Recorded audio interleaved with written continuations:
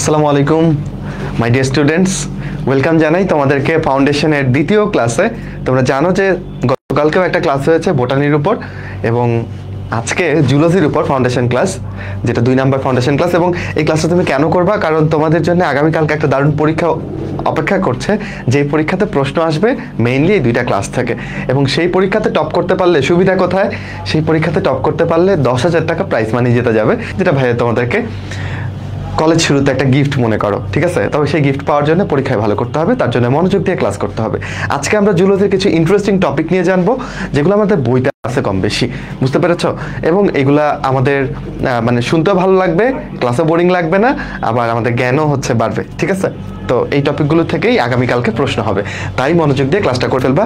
একটু বিলম্ব হয়ে গেল বোধহয় ক্লাসটা শুরু করতে, অলরেডি একটা লাইভ চলছে, বাট তোমরা চলে আসতে পারো, সবাই বন্ধুদেরকে একটু মেনশন দিয়ে দিতে পারো, কারণ ক্লাসটা খুব দারুণ হতে যাচ্ছে ইনশাল্লাহ। গতকালকে যারা বোটানি ক্লাসে ছিল, আই গেস তোমরা বুঝতে পেরেছো যে আসলে ফাউন্ডেশন ক্লাসগুলো আনন্দের হয়, মজার হয়, তাই না? আমি তোমাদের জন্য কি সাজিয়েছি, কি পড়াবো সেটা একটু দেখাই দিই। আচ্ছা, সো কম্প্যাক্ট বায়োলজির ব্যাপারে বোধহয় তোমরা জানো, এইচএসসি 27-এর জন্য আমার যে পার্সোনাল বায়োলজির কোর্স, ওইটার নাম হচ্ছে কম্প্যাক্ট বায়োলজি, যেটা গুগলে গিয়ে তুমি সার্চ করতে পারো কম্প্যাক্ট বায়োলজি 27, তাহলে এটার ব্যাপারে ডিটেলস তুমি দেখতে পারবা বা জানতে পারবা কিভাবে পড়াচ্ছি বা কেমন কি। আচ্ছা, বা এনরোল করতে চাইলেও এখানে খুঁজে পাবা। আচ্ছা, এখানে কিছু ছবি টবি দেওয়া। আমাদের জুলজির ম্যাক্সিমাম অংশ মানবদেহ কেন্দ্রিক। মানবদেহের উপর কয়টা চ্যাপ্টার বলো? 3 থেকে নিয়ে একদম মানে 10 পর্যন্ত, মানে মোট 8টা চ্যাপ্টার হচ্ছে মানবদেহের উপর, বুঝতে পারছো? মোট চ্যাপ্টার 12টা, এর মধ্যে 8টা চ্যাপ্টার হচ্ছে মানবদেহের উপর। ওকে, দ্যাটস ওয়াই মানবদেহ আমাদের জুলজির প্রতিনিধিত্ব করছে। ঘাসফড়িং নিয়ে আমাদের জুলজিতে পড়া আছে। আর এই প্রাণীটার নাম কি তোমরা জানো কিনা? যদি জানো তাহলে একটু কমেন্ট করে ফেলো তো যে এই প্রাণীটার নাম হচ্ছে এটা। আচ্ছা, যতক্ষণে তোমরা কমেন্ট করছো, যদি কেউ চিনে থাকো তাহলে তো খুবই ভালো। ওকে, ততক্ষণে আমরা ক্লাসে প্রবেশ করে ফেলি, কারণ ভাইয়ার টার্গেট যে 1 ঘন্টার আশেপাশে সময়ের মধ্যেই তোমাদের ক্লাস শেষ করা, দীর্ঘ না করা। আমি ছবি কেন্দ্রিক ক্লাস করাতে ভালোবাসি এবং একটা কথা প্রায়শই বলি যে ছবি দেখতে জানে না সে ঝড়ের আর্তনাদ শুনবে বায়োলজির জন্যে। বায়োলজিতে ছবি খুবই ইম্পর্টেন্ট ব্যাপার, দেখার জন্য, নিজের কনসেপশন ক্লিয়ার করার জন্য, প্লাস পরীক্ষার খাতায় আঁকতেও কিন্তু হয়। যদিও এই ছবি তোমার পরীক্ষার খাতায় আঁকতে হবে না। এটাকে কি মনে হচ্ছে তোমার? এটাকে দেখে তোমার কাছে মনে হতে পারে এটা বোধহয় কোনো জড় বস্তু, কিন্তু না, এটা আসলে প্রাণী। ওকে, এখন এটা কি ধরনের প্রাণী? যেহেতু আমরা আজকে প্রাণী বিজ্ঞান পড়বো, ভালো কথা। তাহলে প্রাণী বিজ্ঞান যেহেতু পড়তে আসছি, এটা কি ধরনের প্রাণী, কোন পর্বের প্রাণী, কি মনে হচ্ছে? আমি জানি আমার বাচ্চাদের কম বেশি পর্ব সম্পর্কে আইডিয়া আছে, যে প্রাণী জগতে 9টা বড় বড় পর্ব আছে, এটা সম্পর্কে আইডিয়া আছে। ওকে, তো এটা কোন পর্বের হতে পারে? প্রশ্নটা একটু পড়ো, যে এই প্রাণীগুলোকে আসলে ভার্টিব্রাটা মানে বুঝো মেরুদণ্ডী, তাহলে ওরা কি আসলে মেরুদণ্ডী? What do you think? আমার তো মনে হচ্ছে না ওদের ভেতরে কোনো মেরুদণ্ড আছে। ওরা আসলে খুব গভীরে থাকে, মানে গভীরে বলবো না, মানে সমুদ্রে থাকে, কিন্তু ওদের কোনো মেরুদণ্ড নাই। তাহলে প্রথম প্রশ্নের জবাব কি? প্রথম প্রশ্নের জবাব হচ্ছে যে না। ওরা কি মেরুদণ্ডী? উত্তর হচ্ছে না ভাই, ওরা মেরুদণ্ডী না। ওকে, অ্যান্ড দেন এটা কি কর্ডাটা? তুমি এখন একটু কিছুটা কনফিউজড হইতে পারো যে আল্লাহ, আপনি বললেন ভার্টিব্রাটা, এটাও তো মেরুদণ্ডী, কর্ডাটা এটাও তো পড়ছিলাম যে মেরুদণ্ডী, তাহলে দুইটার মধ্যে ডিফারেন্স কি? তাহলে আমাদের ছোটবেলার যে পড়া তার সাথে বড়বেলার পড়ার এটাই ডিফারেন্স, যে আমরা এখন আরো ডিপলি জানবো, আরো ক্লিয়ারলি জানবো। দুইটা শব্দের মধ্যে তাহলে ডিফারেন্স আছে, বুঝছো? এই কর্ডাটা হচ্ছে একটা বড় পর্ব বা ফাইলাম। এই ফাইলামের মধ্যে ভার্টিব্রাটা হচ্ছে একটা তোমার ক্লাস, ঠিক আছে, মানে সুপার ক্লাস। একটু দাঁড়াও, মাইকটা চেঞ্জ করে নিই, সাউন্ডটা বেটার আসবে আই গেস।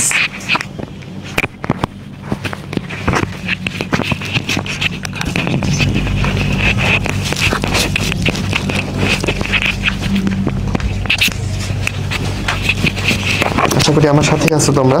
এগুলো করলে আবার তোমরা চলে যাও, ভাইয়া ক্লাসে কথা না বললে, ভাইয়া কিছু অন্য কোনো কাজে ব্যস্ত হলে তোমরা চলে যাওয়ার কারণ নেই। আমরা আবার ফিরলাম, কোথায় ছিলাম বলতো? তাহলে কর্ডাটা একটা ফাইলামের আন্ডারে কিছু ক্লাস থাকে বা সুপার ক্লাস থাকে। এটা একটা সুপার ক্লাস, বুঝছো?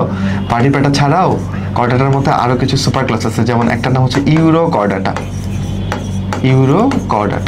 মানে কর্ডাটাকে আমরা 3 ভাগে ভাগ করতে পারি। আরেকটাকে বলি আমরা সেফালোকর্ডাটা। তোমাদের জন্য কঠিন লাগতে পারে, নামগুলো মুখস্থ করতে হবে না।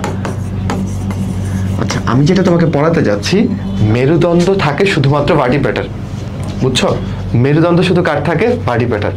তাহলে ভাই ওদেরকে কেন কর্ডাটায় ফেললাম? কর্ডাটায় একটা প্রাণীকে কর্ডাটায় ফেলার শর্ত হচ্ছে তাদের ছোটবেলায় কি থাকতে হবে? ছোটবেলায় নটোকর্ড বলে একটা জিনিস আছে, সেটা থাকতে হবে। ভাই নটোকর্ড কি? এটা তো জীবনে দেখি নাই। আচ্ছা, নটোকর্ড হচ্ছে মেরুদণ্ডের আগের রূপ, যেটা তোমার আমার ছিল। কখন? যখন আমরা মায়ের গর্ভে ছিলাম, আমাদের প্রথমেই তো আর এরকম শক্ত মেরুদণ্ড ছিল না, তখন এখানে একটা নরম করেই একটা নটোকর্ড ছিল। নটোকর্ডটা পরবর্তীতে আমাদের কি হয়ে গেছে? মেরুদণ্ড হয়ে গেছে। যখন আমরা বড় হয়েছি তখন নটোকর্ডও বড় হয়েছে, বড় হয়ে মেরুদণ্ড হয়েছে। যেই সব প্রাণীদের নটোকর্ডটা মেরুদণ্ড হয়ে যায় তাদেরকে আমরা বলি ভার্টিব্রেটা। এদের ক্ষেত্রে কি হয়েছে জানো? এই যে এদের প্রাণীদের নাম লেখা আছে, অ্যাসিডিয়া এটার নাম।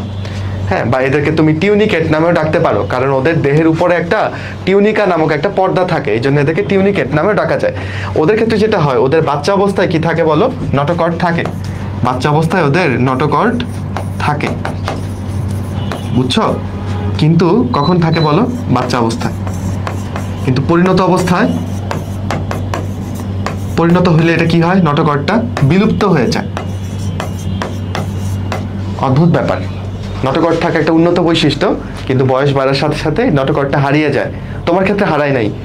যদি হারাইতো তাহলে তোমার পিঠে এখানে মেরুদণ্ড থাকতো না।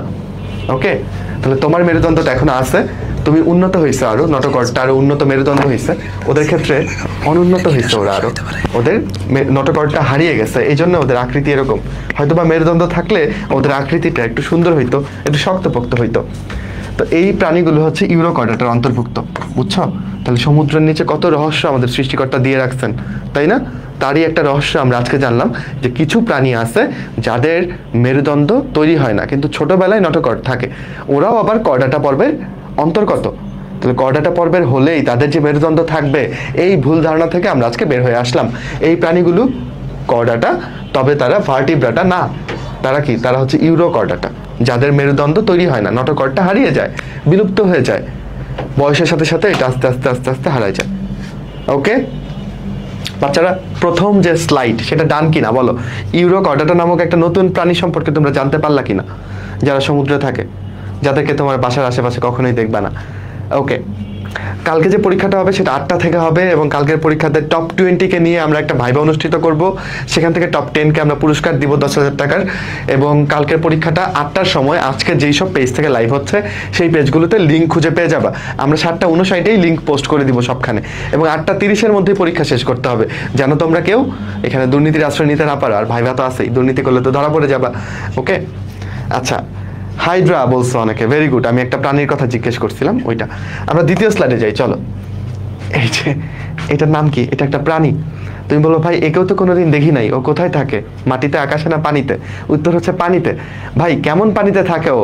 ও কি লোনা পানিতে থাকে নাকি মিঠা পানিতে থাকে? ও থাকে মিঠা পানিতে, বুঝছো? ভাই কোনোদিন তো দেখলাম না, কেমনে দেখবো? অনেক ছোট্ট। ওর দৈর্ঘ্য হয় ধরো 1 সেন্টিমিটার থেকে 3 সেন্টিমিটারের মতো। সেন্টিমিটার তো চেনো, তো খুবই ছোট্ট প্রাণী।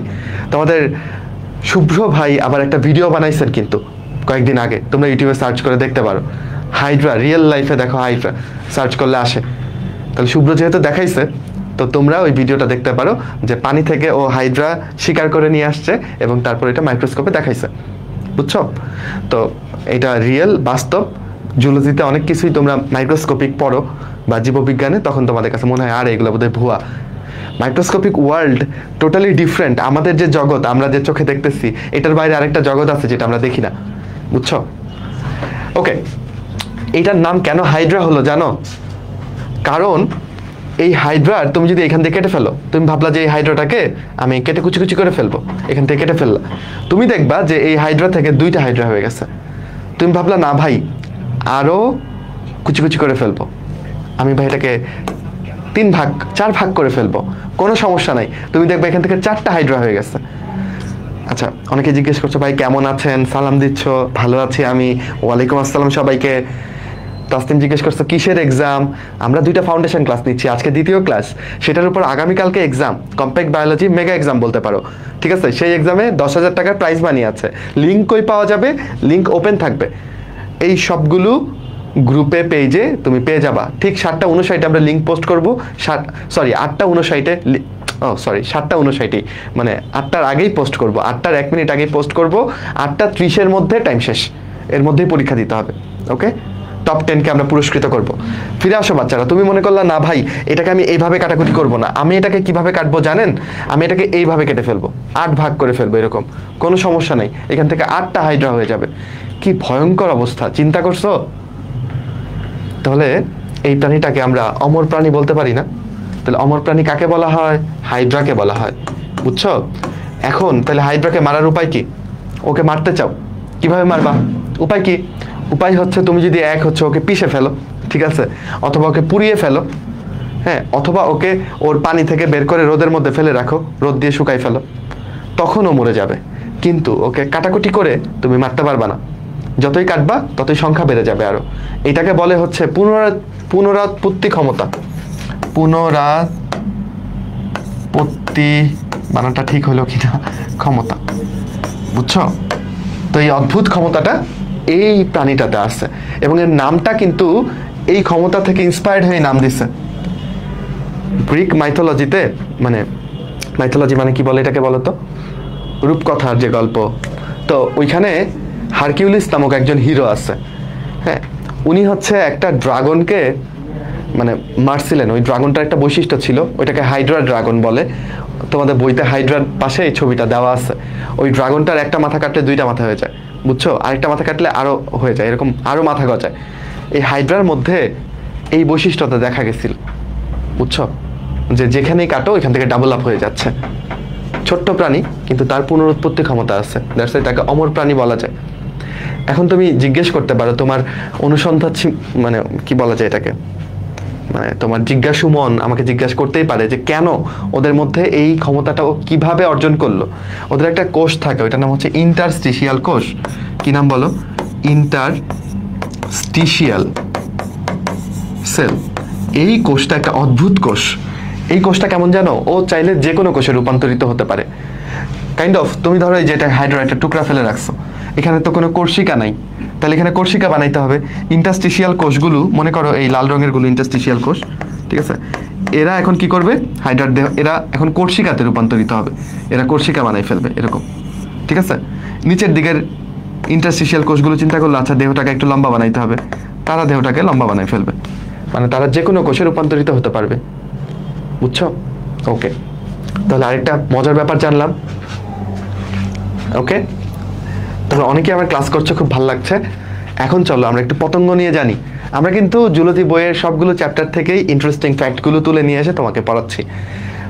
পতঙ্গের কিন্তু একটা রূপান্তর হয়, এই রূপান্তরকে ইংরেজিতে বা জুলজির ভাষায় বলে মেটামরফোসিস। মর্ফ শব্দটা তুমি অনেক জায়গাতে পাবা। মর্ফ মানে কি জানো? মর্ফ মানে হচ্ছে দেখতে কেমন, মর্ফ মানে হচ্ছে ফর্ম। ফর্ম মানে তো বুঝো, ফর্ম মানে দেখতে কেমন।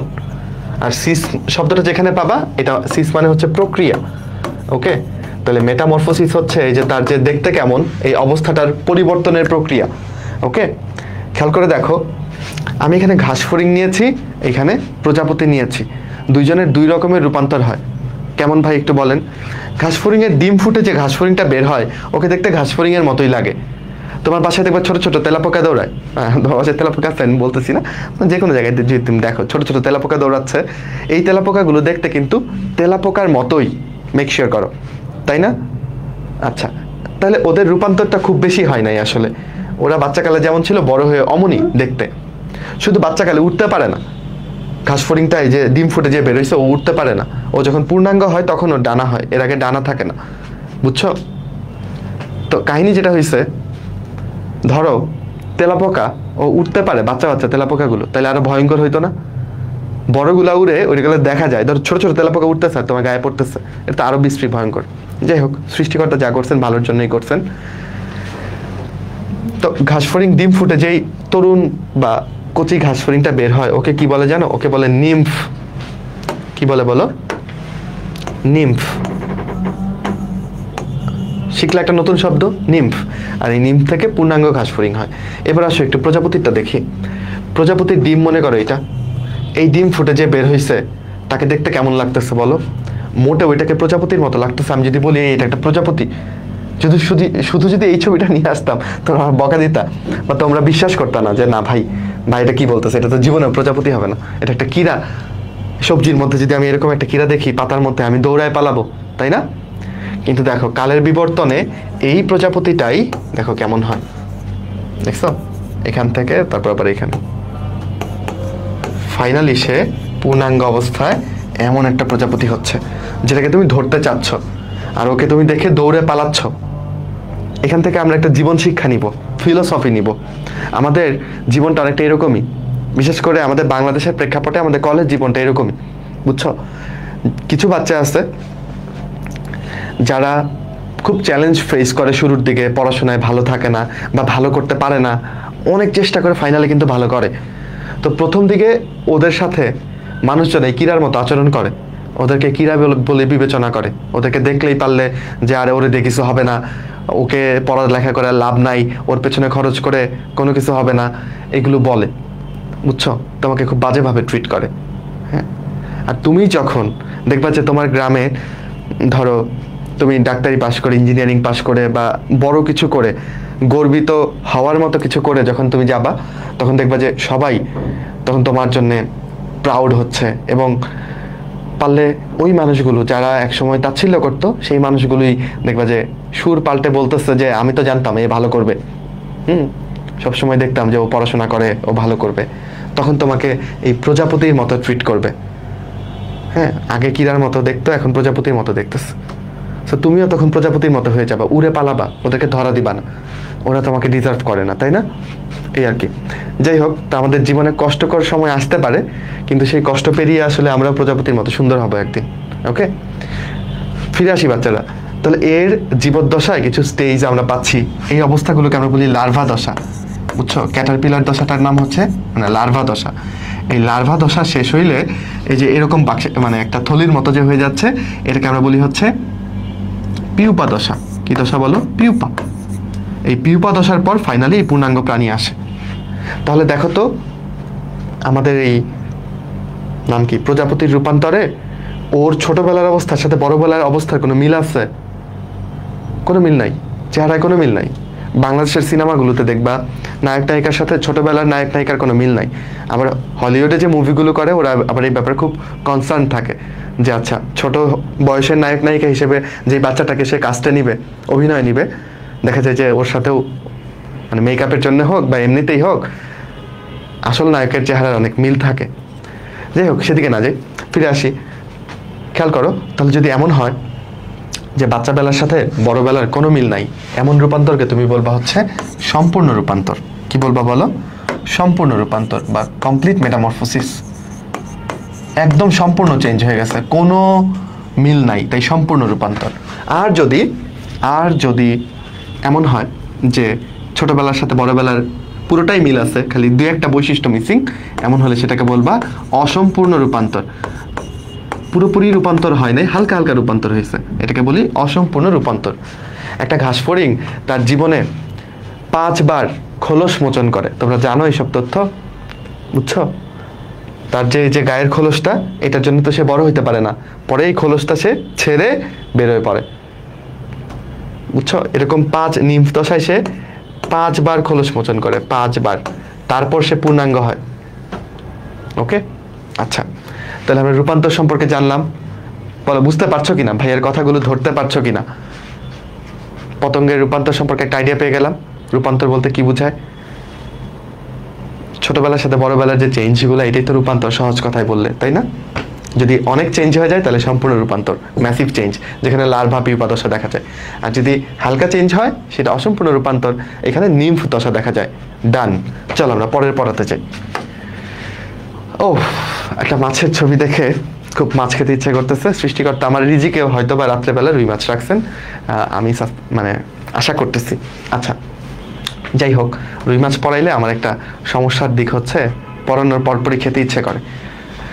রুই মাছের একটা অদ্ভুত নিষেক মানে কি জানো তোমরা? নিষেক মানে হচ্ছে শুক্রাণু আর ডিম্বাণুর মিলন। ভাই কি বললেন, এগুলা মাথার উপর দিয়ে চলে যায়, বুঝতে পারি নাই। আচ্ছা, এটা কি মাছ? এটা ধরো স্ত্রী মাছ, তাহলে ওর কাছ থেকে কি আসবে বলো? ওর কাছ থেকে আসবে হচ্ছে ডিম্বাণু। কি আসবে বলো? ডিম্বাণু, তাই না? আর এটা পুরুষ মাছের কাছ থেকে কি আসবে বলো? পুরুষ মাছের কাছ থেকে আসবে শুক্রাণু, রাইট? শুক্রাণু। তাহলে এই ডিম্বাণু আর শুক্রাণু মিলবে না, মিলে কি তৈরি করে তোমরা জানো না? শুক্রাণু ডিম্বাণু যখন মিলে তখন কি তৈরি হয়? জাইগোট তৈরি হয় না? এই কোষটার নাম কি বলো? জাইগোট। তাহলে শুক্রাণু ডিম্বাণু মিলে এরকম জাইগোট তৈরি করলে এই ব্যাপারটাকে আমরা কি বলি? নিষেক বলি, বা ইংরেজিতে ফার্টিলাইজেশন বলি। ওকে, এবার রুই মাছের নিষেকের সাথে আমাদের নিষেকের পার্থক্যটা কোথায়? রুই মাছের প্রজননটা তোমার সাথে একটু আলাপ করি, ইন্টারেস্টিং খুবই। রুই মাছ কিন্তু পুকুরে কখনোই ডিম দেয় না, জানো? কখনোই পুকুরে ডিম দেয় না। ওরা কোথায় ডিম দেয়? ওরা ডিম দেয় হচ্ছে নদীতে, বা যেখানে স্রোত আছে। ওরা তো আর সমুদ্রে থাকবে না, ওরা তো আর লোনা পানিতে বাঁচে না, তাই না? ওরা তো মিঠা পানির মাছ। তো ধরো আমি একটা নদী আঁকি, বিশ্বাস করে নাও, ধরে নাও যে এটা একটা নদী। ওকে, তো মনে করো এটা একটা নদী। ওকে, নদীর এই বাঁকগুলোতে নদীর পানির স্রোত থাকে অনেক বেশি, ঠিক আছে? আচ্ছা, ধরো পানি এদিকে বাহিত হচ্ছে, এগুলো হচ্ছে পানির স্রোত, ঠিক আছে? এগুলো হচ্ছে পানির স্রোত। রুই মাছ কি করে জানো? এখন আমাকে মাছ আঁকতে হবে, এবং এটা দেখে তোমরা হাসবা বোধহয়, হাসো না? রুই মাছ হচ্ছে এই স্রোতের বিপরীতে সাঁতরায়, বুঝছো? স্রোতের বিপরীতে সাঁতরায়। প্রথমে কে সাঁতরায়? প্রথমে হচ্ছে এটা হচ্ছে স্ত্রী মাছটা সাঁতরায়। স্ত্রী মাছটা শুরুতে শুরুতে সাঁতরায়, আর পেছন পেছন সাঁতরায় কে? পুরুষ মাছটা, পুরুষ। কখন? ওদের প্রজননের সময়টা কখন ভাই? ওদের প্রজননের সময় হচ্ছে যখন ধরো গ্রীষ্মটা শেষ হইলো, হ্যাঁ, মানে এখন ওদের পারফেক্ট প্রজননের সময় জুন জুলাই মাস। তো আমি যখন দেখলাম যে জুলাই মাসেই আমাদের কমপ্লেক্স বায়োলজি ক্লাস শুরু হচ্ছে, ভাবলাম আচ্ছা জুলাই মাসে কি কি ঘটে। তখন মনে হলো আচ্ছা রুই মাছের তো এখন ওরা খুব আনন্দে প্রজনন করতেছে, তো ওদের প্রজনন নিয়েই না হয় কথা বলি। আমরা যখন তোমার সাথে কথা বলতেছি তখন হয়তো বা 2টা রুই মাছ প্রজননে ব্যস্ত, ঠিক আছে? তো ওরা প্রজননের জন্য বেছে নেয় অমাবস্যা রাত্রি, যখন আলো টালো নাই, হ্যাঁ, যখন ওদেরকে কেউ ডিস্টার্ব করবে না। মানুষ তো খুব শয়তান প্রজাতি, ওরা তো এখন ওই যে মানে নদী টদী সব দখল করে নিচ্ছে। তো অমাবস্যার রাত, অন্ধকার রাত, তখন তার কেউ ডিস্টার্ব করবে না। তারপর ধরো একটু কালবৈশাখী ঝড়ের আভাস পাওয়া যাচ্ছে, নদীতে একটু ঢেউ উঠছে। নদীতে ঢেউ উঠলে যেটা হয়, এই নদীর ঢেউটা রুই মাছের জন্য খুবই ইম্পর্টেন্ট, ঠিক আছে? কেন ইম্পর্টেন্ট? ও দেখো নদী বাহিত হচ্ছে এইদিকে, আর ওর গতি হচ্ছে এইদিকে, তাহলে ও স্রোতের বিপরীতে সাঁতরাচ্ছে না? স্রোতের বিপরীতে সাঁতরালে যেটা হয়, এই ঢেউয়ের ধাক্কাগুলো ওর গায়ে লাগে। এই ধাক্কা লাগার ফলে ও শিহরিত হয়, বুঝছো? এইটা ওর ডিম পাড়ার জন্য অনুপ্রেরণা যোগায়, এই নদীর ঢেউয়ের ধাক্কাগুলো। কেমন? আচ্ছা, তাহলে স্ত্রী মাছটা স্রোতের বিপরীতে সাঁতরাইতে থাকে, এবং যখন এই বাঁকগুলো থাকে, বাঁকগুলোতে অনেক বেশি স্রোত থাকে, সেই স্রোতের ধাক্কাতে স্ত্রী মাছটা এবার কি করলো? ডিম পেড়ে দিল। ওকে, স্ত্রী মাছটা তার ডিমগুলো পেড়ে দিল। সেই ডিমগুলো কোথায় আছে? পানিতেই কিন্তু আছে, বুঝছো? সেই ডিমগুলো পানিতে সে ছেড়ে দিচ্ছে। এই সময়ের অপেক্ষা করতেছিল পেছন পেছন ঘুরে পুরুষ মাছটা, এবং এই পুরুষ মাছটা যখন দেখে আচ্ছা স্ত্রী মাছ ডিম ছেড়ে দিচ্ছে, তখন সে নিজে যায় এবং নিজে গিয়ে এখানে তার যে শুক্রাণু সেটা সে ছেড়ে দেয়। তাহলে শুক্রাণু ডিম্বাণুর মিলনটা কোথায় ঘটতেছে আমার বাচ্চারা বলবে? শুক্রাণু ডিম্বাণুর মিলনটা পানিতে ঘটছে না? বলো, পানির মধ্যে ঘটছে, ওদের দেহে কিন্তু না। এমন না যে শুক্রাণুটা স্ত্রীর দেহে প্রবেশ করায় দেওয়া হয়েছে, এমন কিছু না কিন্তু। তাহলে এই নিষেকের ঘটনাটা পানিতে ঘটতেছে, দেহের বাইরে ঘটতেছে। এমন নিষেককে আমরা কি বলবো? বহি নিষেক, ইংরেজিতে বললে এক্সটার্নাল ফার্টিলাইজেশন। তাহলে রুই মাছে কি ধরনের ফার্টিলাইজেশন হয়? এক্সটার্নাল ফার্টিলাইজেশন বা বহি নিষেক হয়, মানে দেহের বাইরে ওদের নিষেক ঘটে। আমাদের মানুষে কি হয়? আমাদের মানুষের শুক্রাণু ডিম্বাণু কি আকাশে বাতাসে ঘুরতেছে? না, মানুষের নিষেক হয় হচ্ছে জরায়ু নামক একটা অঙ্গ আছে ফিমেলের বডিতে, সেই জরায়ুর একটা অংশ আছে, আমি ক্লাসের শেষ ভাগে দেখাবো যে মানুষের নিষেক কোথায় হয়। তবে এটা জেনে রাখো, মানুষের নিষেক হয় দেহের অভ্যন্তরে, ওইটাকে বলি অন্তনিষেক। আর রুই মাছের নিষেক হইলো দেহের বাইরে, এটাকে বলতেছি বহি নিষেক। ওকে, আচ্ছা হলো। তাহলে রুই মাছের অদ্ভুত নিষেক সম্পর্কে জানলাম। আচ্ছা, আরেকটা মজার ব্যাপার হচ্ছে রুই মাছের ডিমটা, এই যে নিষিক্ত ডিম, এটা কি ডুবে যাবে না ভেসে থাকবে? What do you think? আচ্ছা, এই ডিমটা ডুবে যায় পানির নিচে, বুঝছো? কিন্তু সামুদ্রিক মাছগুলোর যে ডিম, এটা পানিতে ভেসে থাকে। এটার পেছনে লজিক কি ভাই? এটার পেছনে লজিক হচ্ছে সমুদ্রের পানির ঘনত্ব অনেক বেশি, তাই সামুদ্রিক মাছের ডিমগুলো ওই ঘনত্বের মধ্যে ভেসে থাকে। তোমরা কি জর্ডানের যে ডেড সি, এটার কথা শুনছো? তুমি যদি জর্ডানের ডেড সিতে যাও, তোমরা যারা সাঁতার পারো না তারাও ভেসে থাকতে পারবা, কারণ এখানে লবণের ঘনত্ব এত বেশি যে মানুষ পর্যন্ত ভেসে থাকতে পারে। তো লবণ সমুদ্রে থাকায় মাছের ডিমগুলো ভেসে থাকে, সামুদ্রিক মাছের। কিন্তু রুই মাছেরগুলা ডুবে যায়। যেসব ডিম ডুবে যায় ওইগুলোকে ডিমার্সাল টাইপের ডিম বলে। আর তথ্য দিব না, হয়ে গেল। আচ্ছা, তাহলে রুই মাছ সম্পর্কে আমাদের বইতে পড়া আছে। এইবার দেখি তোমরা কেউ নিজেরা উত্তর করতে পারো কিনা। একটা মানুষ, এই অংশটুকু লাল করে দেওয়ার কারণ হচ্ছে এটা ওর পাকস্থলী, এবং তোমরা জানো আমাদের পাকস্থলীতে অ্যাসিড থাকে। কোন অ্যাসিড? দুর্বল কোনো অ্যাসিড না, শক্তিশালী একটা অ্যাসিড থাকে, HCl। ওকে, আমাদের পাকস্থলীতে HCl থাকে, যেটা খাবার পরিপাকে হেল্প করে, যেটা আমাদের পেপসিনোজেন নামক যে একটা, পেপসিনোজেন কি বলো, একটা এনজাইম, নিষ্ক্রিয় এনজাইম, তাই না? পেপসিনোজেনকে পেপসিন কে বানায়? শোনো, আজকের পর থেকে যাদের নামে শেষে জেন দেখতে পাবা তারা হচ্ছে নিষ্ক্রিয়। তাহলে এটা একটা নিষ্ক্রিয় এনজাইম, এটাকে সক্রিয় করলে কি হবে? পেপসিন। এটা কে করে? এটা HCl করে। তাহলে এই প্রোটিন পরিপাককারী এনজাইমটাকে সে সক্রিয় করছে, রাইট? তাছাড়াও সে জীবাণুকে মেরে ফেলতেছে এই HCl। তো ওর দরকার আছে আমাদের পাকস্থলীতে। কিন্তু আমার ভয়, আমার পাকস্থলী কেন ফুটো হয়ে যাচ্ছে না? আমার পাকস্থলীতে যে HCl আছে, হ্যাঁ, যেটার pH হচ্ছে 2 বা 2.5, বেশ শক্তিশালী অ্যাসিড, ওইটা আমার হাতের উপর পড়লে হাতে ক্ষত তৈরি করবে, হাতে ক্ষত হয়ে যাবে, কিন্তু পাকস্থলীতে ক্ষত হচ্ছে না। What's the reason behind this? চলো খুঁজে বের করি। এইখানে এটা কি দিচ্ছেন ভাই? এটা কি কোনো অ্যাবস্ট্রাক্ট আর্ট? ভালো কথা, অ্যাবস্ট্রাক্ট আর্টের কথা বলে যে গল্প দীর্ঘ না করি, ফিরে আসি। খেয়াল করো, এটা কোনো অ্যাবস্ট্রাক্ট আর্ট না, এটা হচ্ছে একটা পাকস্থলীর ওয়াল। পাকস্থলীর ওয়ালটা আমি, মানে পাকস্থলীর যে প্রাচীর, এটাকে কেটে মাইক্রোস্কোপে দেখতেছি। তাহলে এটা হচ্ছে পাকস্থলীর মাংসল যে ওয়ালটা, বুঝছো? পাকস্থলীর মধ্যেও মাসেল থাকে, ওই মাসেলগুলো, এটা এইদিকে হচ্ছে বাইরে, পাকস্থলীর বাইরে এটা, হ্যাঁ, আর এটা হচ্ছে পাকস্থলীর ভেতরে।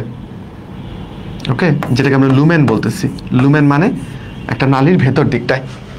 ওকে, খেয়াল করলে দেখবা এই লুমেনের মধ্যে, সরি, এই ভেতর দিকটাতে একটা লেয়ার আছে, এটাকে আমরা বলতেছি মিউকোসা। এই লেয়ারটার নাম কি বলো?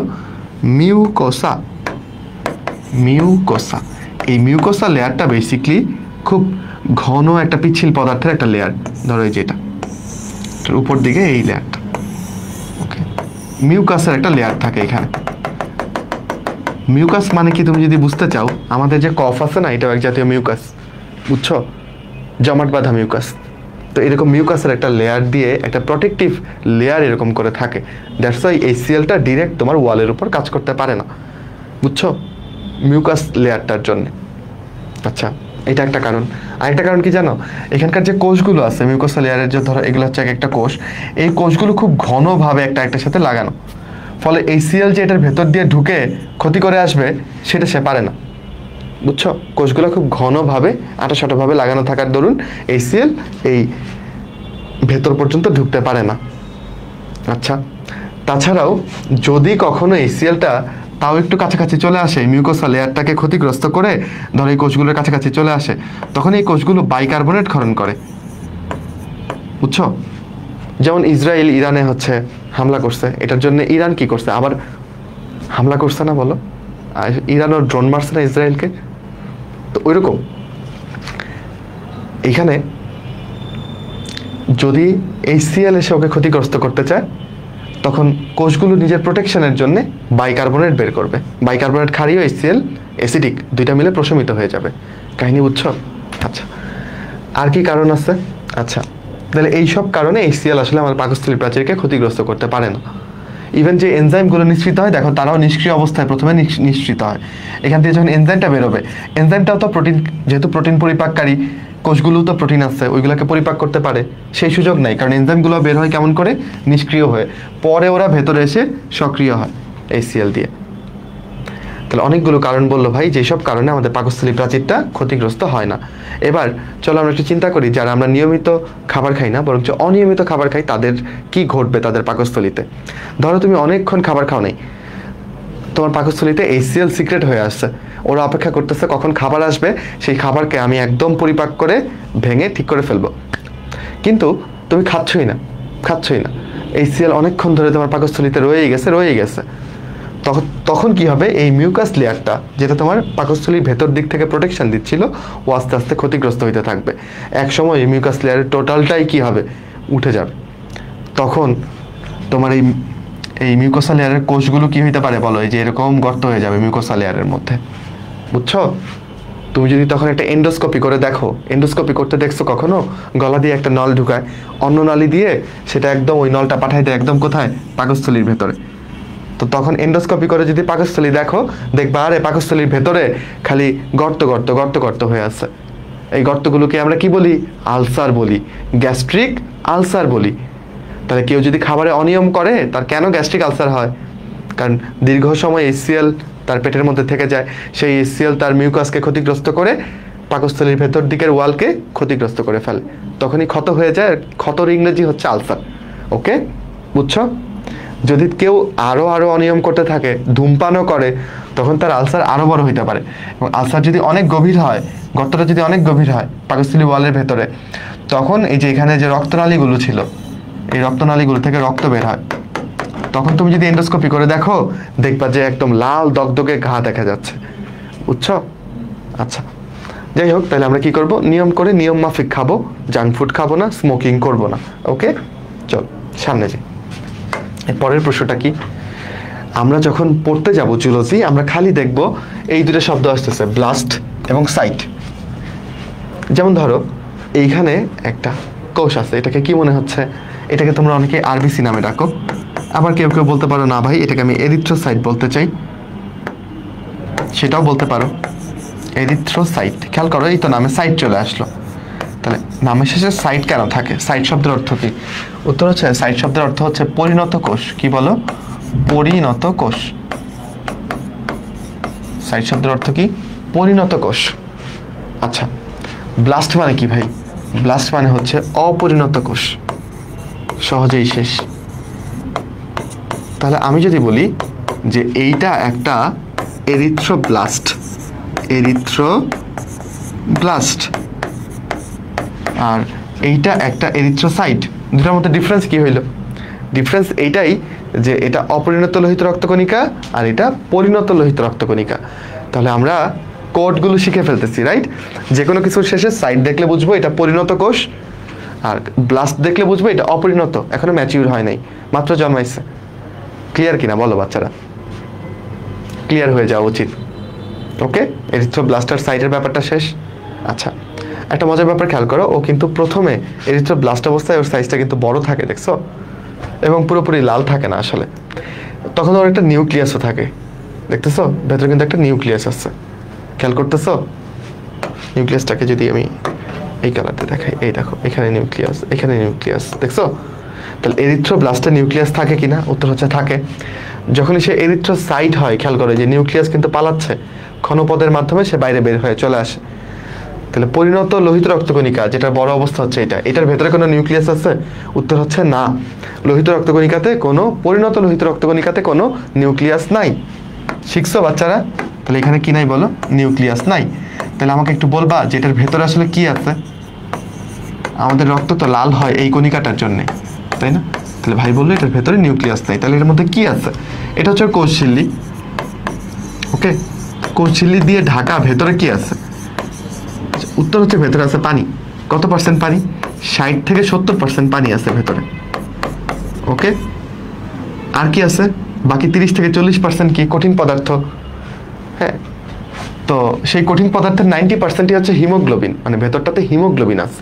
তুমি যদি এই পার্সেন্টেজে বলো, তাহলে 3 ভাগের 1 ভাগ, মানে 33.33% কি আছে? হিমোগ্লোবিন। হিমোগ্লোবিনকে আমরা HB দিয়ে লিখলাম, আর বাকি পার্সেন্টেজ অন্যান্য হাবিজাবি জিনিস। তাহলে ধরো আমার সামনে একটা বালিশ আছে, ফাইন, বালিশ দিয়েই পড়াই। এটা যদি ধরো একটা আরবিসি হয়, যদি আরবিসি সাইজ এটা, তাহলে এটার ভেতরটায় কি থাকবে বলো? এটার ভেতরটায় তুমি পাবা হচ্ছে পানি এবং হিমোগ্লোবিন। ওকে, একটা ব্যাগের মতো, কিন্তু এত বড় নাও, ছোট্ট। আচ্ছা, আরবিসি সম্পর্কে অনেক কিছু জেনে ফেললাম। এবং খেয়াল করো, ওর নিউক্লিয়াসটা বের হয়ে যাওয়ার দরুন কিন্তু ওর সাইজটা কেমন হয়ে যায়? দেখো একটু অবতল হয়ে গেছে, দেখছো? এইটাতে দেখা যাচ্ছে যে একটু ডেবে গেছে সেন্টারটাতে। অ্যালপেনলিবে চকলেট দেখছো? অ্যালপেনলিবে চকলেটে দেখবা যে এই মাঝখানটা এরকম একটু ডাবানো, একটা পাশে খালি। আরবিসির ক্ষেত্রে দুইটা পাশে এরকম একটু করে ডাবানো। এমন জিনিসকে আমরা বলি দ্বি অবতল, বা ইংরেজিতে বলা যায় বাইকনকেভ। আরবিসিটা দেখতে কেমন রে?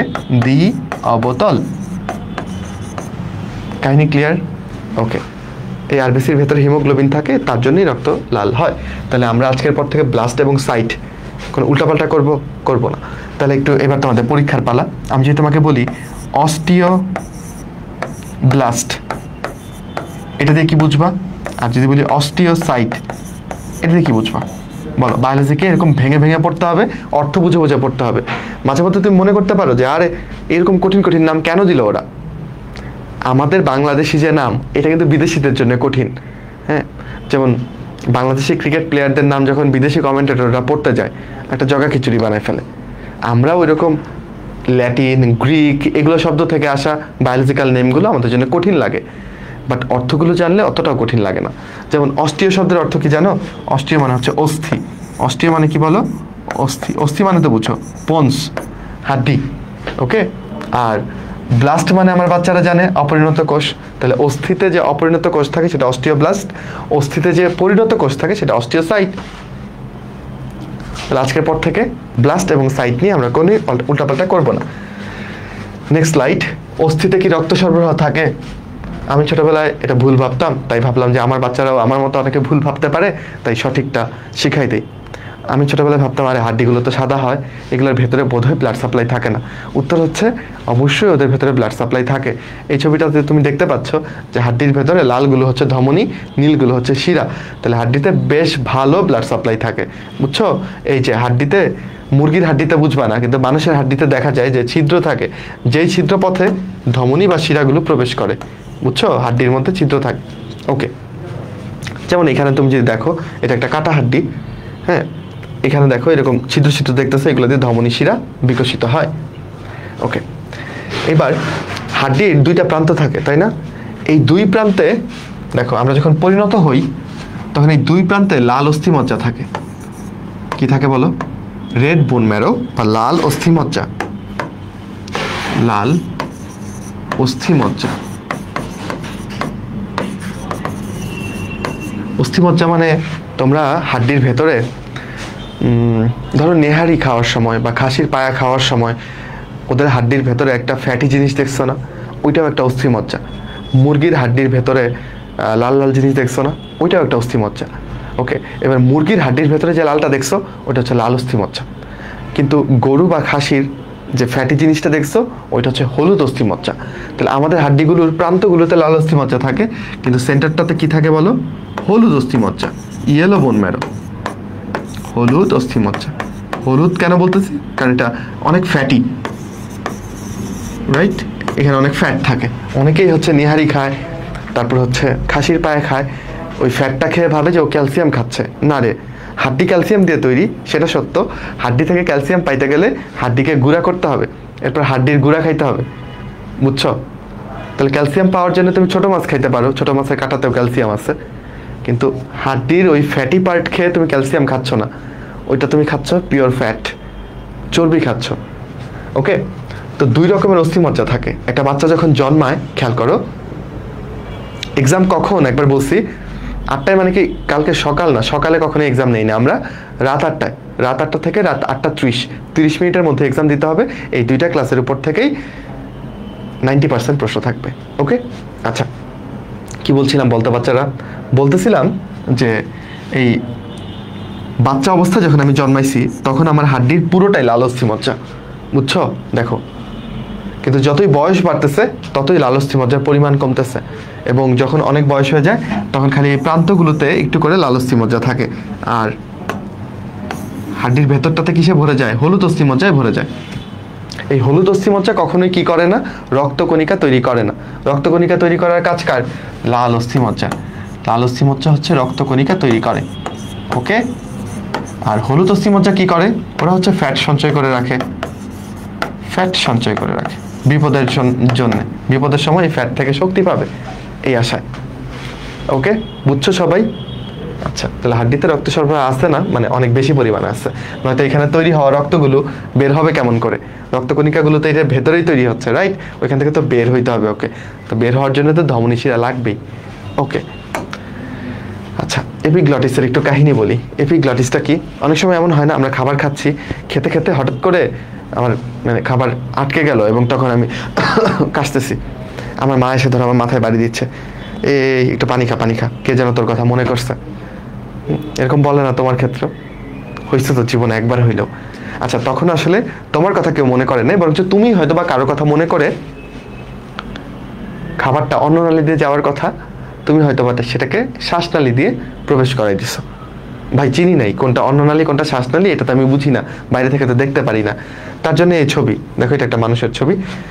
তো আমাদের সামনের দিকের যে নালীটা, এটা হচ্ছে শ্বাসনালী, এটা বাতাস যাওয়ার জন্য। অন্ননালীটা শ্বাসনালীর পেছন দিকে থাকে। তাহলে এইখানে এইটা হচ্ছে তোমার শ্বাসনালী, যেদিকে বাতাস যাবে। ওকে, তার পেছনে হচ্ছে তোমার অন্ননালী। এই যে এই সাদাটা হচ্ছে অন্ননালী।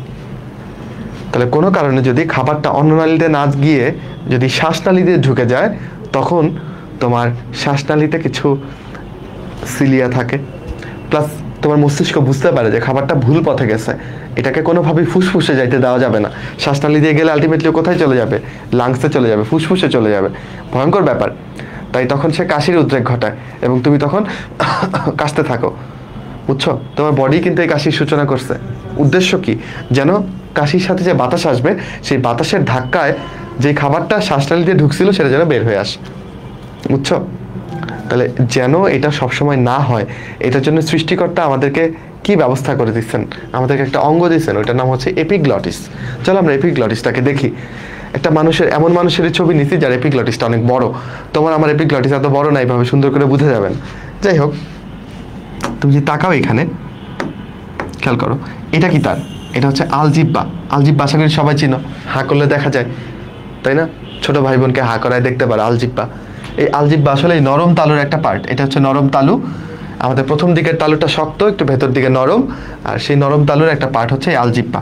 ওকে, আলজিব্বার ইংরেজি করছি আমরা ইউভুলা। খালি ভুলে যাও আলজিব্বার কথা, তাই ওর নাম ইউভুলা, তুমি ভুলে যাও। ওকে, খেয়াল করো, এখানে নিচ থেকে একটা জিনিস উঠছে, দেখছো? এই যে জিনিসটা বা একটু বড় করে আছে, আসলে এইটার নাম হচ্ছে এপিগ্লটিস। এটার নাম কি বলো? এপিগ্লটিস। এপিগ্লটিস। আচ্ছা, পুরোটা লিখলাম না। আর এটা কি? এটা হচ্ছে জিহ্বা। এই অংশটা হচ্ছে জিহ্বা। তো এপিগ্লটিসের কাজ কি? এপিগ্লটিসকে যদি এইখানে দেখো, দেখো যে এই অংশটা হচ্ছে এপিগ্লটিস। তাহলে তুমি খাবার খাচ্ছ, এটা তোমার জিহ্বা, খাবারটার গতিপথটা ভালো মতনে ফোকাস করো, দেখতে যাচ্ছে যাচ্ছে। এপিগ্লটিসে গিয়ে সে ধাক্কা মারে, তখন এপিগ্লটিস কি হয়? নিচে নেমে যায়। কেমন করে? এমন করে, এমন করে নিচে নেমে গেলে খাবারকে বাধ্য হয়ে এবার ঘুরে কোন দিক দিয়ে যেতে হয়? অন্ননালী দিয়ে যেতে হয়, শ্বাসনালী দিয়ে যাইতে পারে না। তাহলে শ্বাসনালীর একটা ঢাকনি হিসেবে কাজ করে এপিগ্লটিস, বুঝছো? কিন্তু যখন তুমি একই সাথে খাবার খাচ্ছ এবং কথা বলতেছো, কথা বলার সময় তো এপিগ্লটিস খুলে যায়, তখন তো শ্বাসনালী ওপেন থাকে। আবার তোমার মুখে খাবার, ধরো আমি খাবার খেতে খেতে যদি তোমাদের পড়াইতাম, তাহলে এটা খুব বাজে হইতো। তাহলে আমি যখন কথা বলতেছি, আমার এপিগ্লটিস খুলে বাতাস বেরোচ্ছে, ওই সুযোগে একটু খাবার শ্বাসনালীতে ঢুকে পড়তে পারে, এবং ঢুকে পড়লে তখন আমার কাশি হয়ে যাবে, বুঝছো? এটাই এপিগ্লটিসের কাহিনী।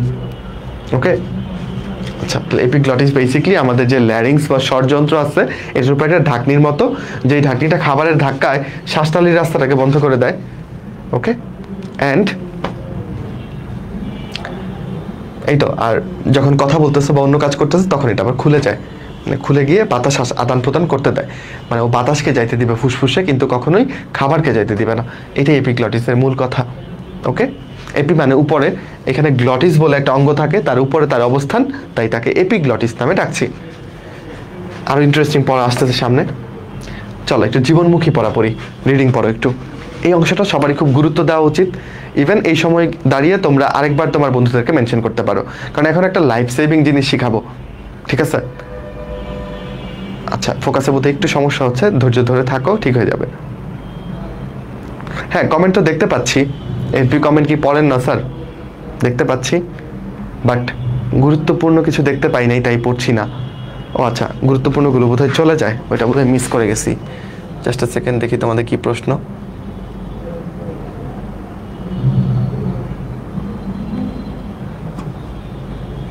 আচ্ছা দাঁড়াও, আমি একটু রিফ্রেশ করি, তাহলে কমেন্টগুলো আসবে আবার।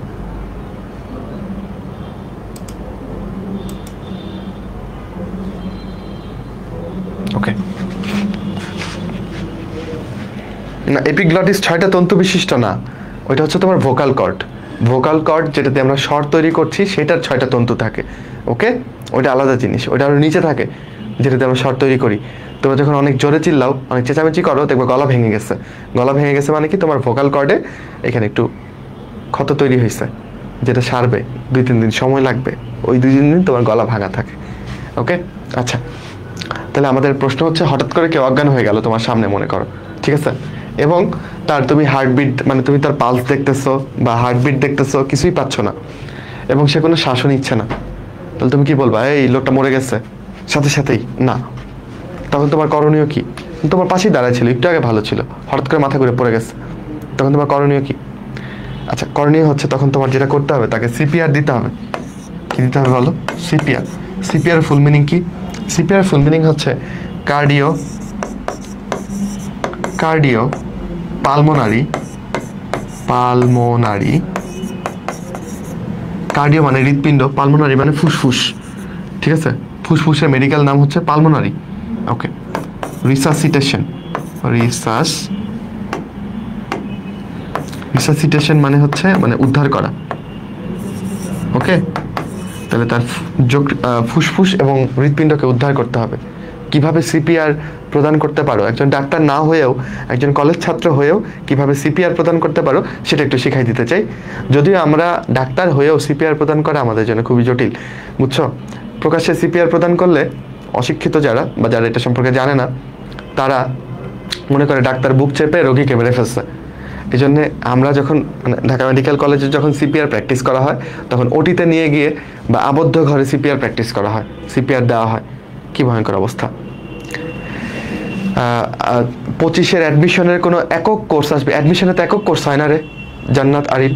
25-এ তোমাদের যারা ভার্সিটি কোচিং করবা, তারা এসিএস এর ভার্সিটি ব্যাচে যুক্ত হবা, সেখানে আমি বায়োলজি পড়াবো, আমার সাথে থাকবে শুভ্র। আর যারা মেডিকেল কোচিং করবা, তারা আরডিডিএস এ যুক্ত হবা, সেখানে আমি বায়োলজি পড়াবো, ফিজিক্স, কেমিস্ট্রি সবই পড়াবো। সাথে আরও বড় প্যানেল আছে, আরও রাহাত ভাই আছে, অন্তর ভাই আছে, মাইনুল ভাই আছে, সাদি ভাই আছে, অনেকেই আছে, তুমি চিনো, রাইট? ওকে, কোথায় আছি বলো তো? সিপিআরটা তোমাকে একটু করে দেখাইতে চাই, তোমরা থাইকো আমার সাথে, যেন তুমি, সরি,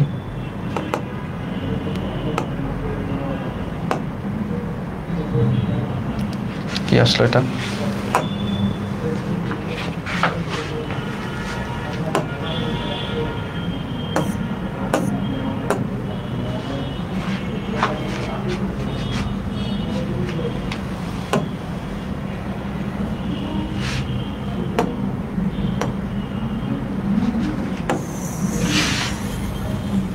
ওকে, খেয়াল করো, আশা করি সবাই দেখতে পাচ্ছ, এটা আমাদের হার্ট যখন পাম্প করে তখন রক্তটা দেখো মস্তিষ্কে যায় এবং সারা দেহে ছড়ায়, তাই না? আবার কার্বন ডাইঅক্সাইড পূর্ণ রক্ত, এই যে এই নীল রক্তটা কার্বন ডাইঅক্সাইড পূর্ণ, সেটা হার্টে চলে আসে, তাই তো?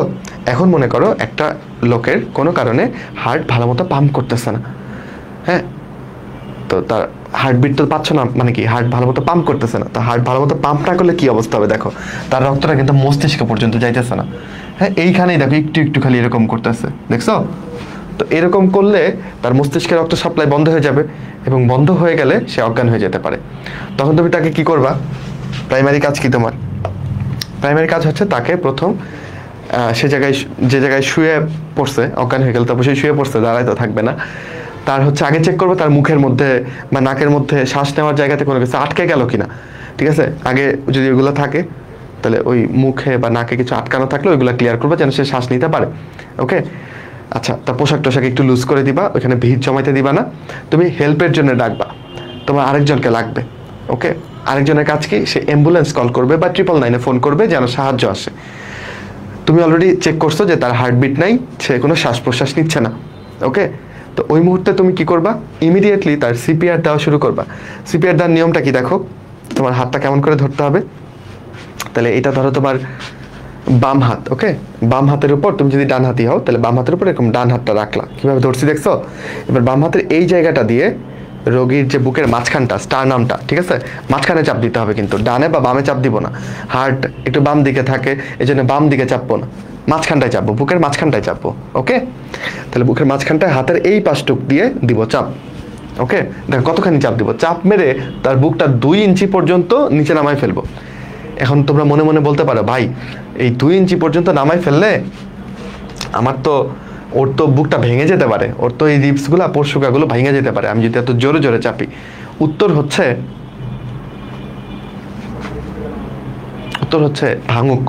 তার রিপস ভাঙলে পরে আমরা ডাক্তাররা তার রিপস ঠিক করতে পারবো, কিন্তু এখন যদি তুমি এখানে না চাপো তাহলে তার মস্তিষ্কে রক্ত যাবে না, এবং মস্তিষ্কে রক্ত না গেলে সে অল্প কিছুক্ষণের মধ্যেই মরে যাবে। হ্যাঁ, তো তুমি যে চাপতেছো এইটা আসলে তুমি হার্টের কাজটা করাই দিচ্ছ, হার্ট তো পাম্প করতে পারতেছে না। ওকে, বুকের মাঝখানটাতে চাপবা, ঠিক আছে? স্টারনাম, এখানে একটা অস্থি থাকে, এটাকে স্টারনাম বলে। এই স্টারনামের উপর হাতের এই বর্ডারটা রেখে একটা হাতের উপর একটা দিয়ে একটা চাপবা। এখন দেখো অনেক রকম চাপার টেকনিক আছে। ধরো, আচ্ছা এখানে ধরো একটু উপর থেকে দেখালে ভালো হইতো। হ্যাঁ, ধরো আমি একটু উপরে উঠছি। আচ্ছা, কেউ কেউ হচ্ছে এরকম কুনুই ভেঙে যদি চাপে, ঠিক আছে? মনে করে যে কুনুইটা ভেঙে এরকম করতেছে, এরকম করলে কিন্তু হবে না।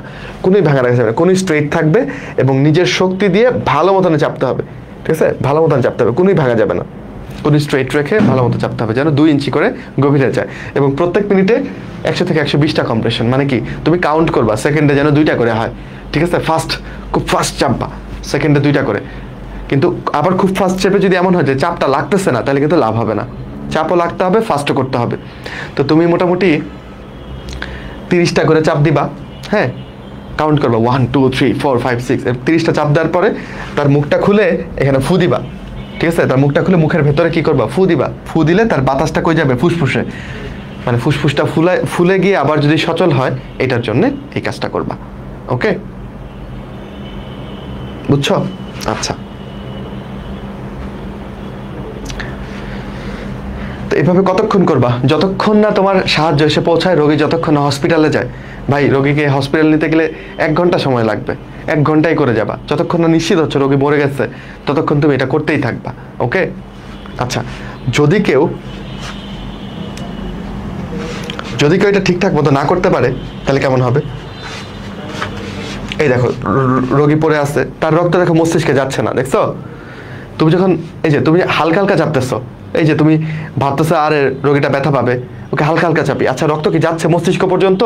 না, রক্ত তো এই পর্যন্ত আসতেছে। বা তুমি খুব ধীরে ধীরে চাপতেছো, তখনও কিন্তু রক্ত মস্তিষ্ক পর্যন্ত যাচ্ছে না। বুঝছো? পারফেক্টলি চাপ দিলেই রক্তটা মস্তিষ্ক পর্যন্ত যাবে। মস্তিষ্ক পর্যন্ত গেলে রোগী বেঁচে থাকবে। দেখছো, এরকম উল্টাপাল্টা চাপলে হবে না, কিন্তু খুব ধীরে বা খুব ফাস্ট করলে হবে না, আদর করে চাপলে হবে না। রায়হান বলছে, আচ্ছা রায়হান একটা আপত্তিকর কমেন্ট করছো বা জানতে চাইছো, সমস্যা নেই, আমি তোমাকে বুঝাই বলতেছি, সমস্যা নেই। ওকে, তাহলে দেখো এরকম পারফেক্টলি চাপ দিলে কি হবে বলো, মস্তিষ্কে রক্তটা যাবে, ঠিক আছে? আচ্ছা, এরকম পারফেক্টলি ছন্দে চাপতে হবে। আচ্ছা, ফুসফুস চলতেছে কিনা কিভাবে বুঝবো? সে শ্বাস প্রশ্বাস নিলে তার ফুসফুস চলবে, আর না নিলে চলবে না, ঠিক আছে? এই জন্যই আমরা চাপি, যেন চাপটা হার্টে গিয়ে পড়ে এবং হার্টের রক্তটা যেটা জমেছিল, যেটা হার্ট পাম্প করতে পারতেছিল না, ওইটা যেন যায়। তাহলে আমরা বুঝে ফেললাম। ওকে, আচ্ছা, রায়হান বলছে যে অপরিচিত মেয়েদের বুকে কেমনে চাপ দিব? আচ্ছা, প্রথম কথা হচ্ছে, যিনি একজন ভিকটিম, যিনি মৃত্যুপথযাত্রী, ঠিক আছে, ওই সময় তুমি যদি ডাক্তার হও, জেনারেল মানুষ হলে তোমার চিন্তা করা কঠিন হবে। যেমন আমি নিজে ডাক্তার হিসেবে আমার কি ফিমেল পেশেন্টের উপর কখনো কাজ করতে হয় নাই? যেমন আমি যদি বলি, আমার সার্জারি পরীক্ষার যে মানে কেসটা আমার পড়ছিল, ওটা ছিল ব্রেস্ট ক্যান্সার। হ্যাঁ, উনি আমার মায়ের থেকেও বড় বয়সী ফিমেল। তাহলে ব্রেস্ট ক্যান্সারের পেশেন্টকে আমার এক্সামিন করতে হয়েছে, আমি তার কাছ থেকে অনুমতি নিছি, উনি অনুমতি দিচ্ছেন। এবং ফিমেল একজনের উপর যখন তুমি মেইল হয়ে কোনো মানে কিছু করতে যাবা, কোনো এক্সামিনেশন বা কিছু একটা করতে যাবা, তখন অবশ্যই পাশে একজন ফিমেল অ্যাটেন্ডেন্ট লাগবে। আমি কি বুঝাইতে পারছি?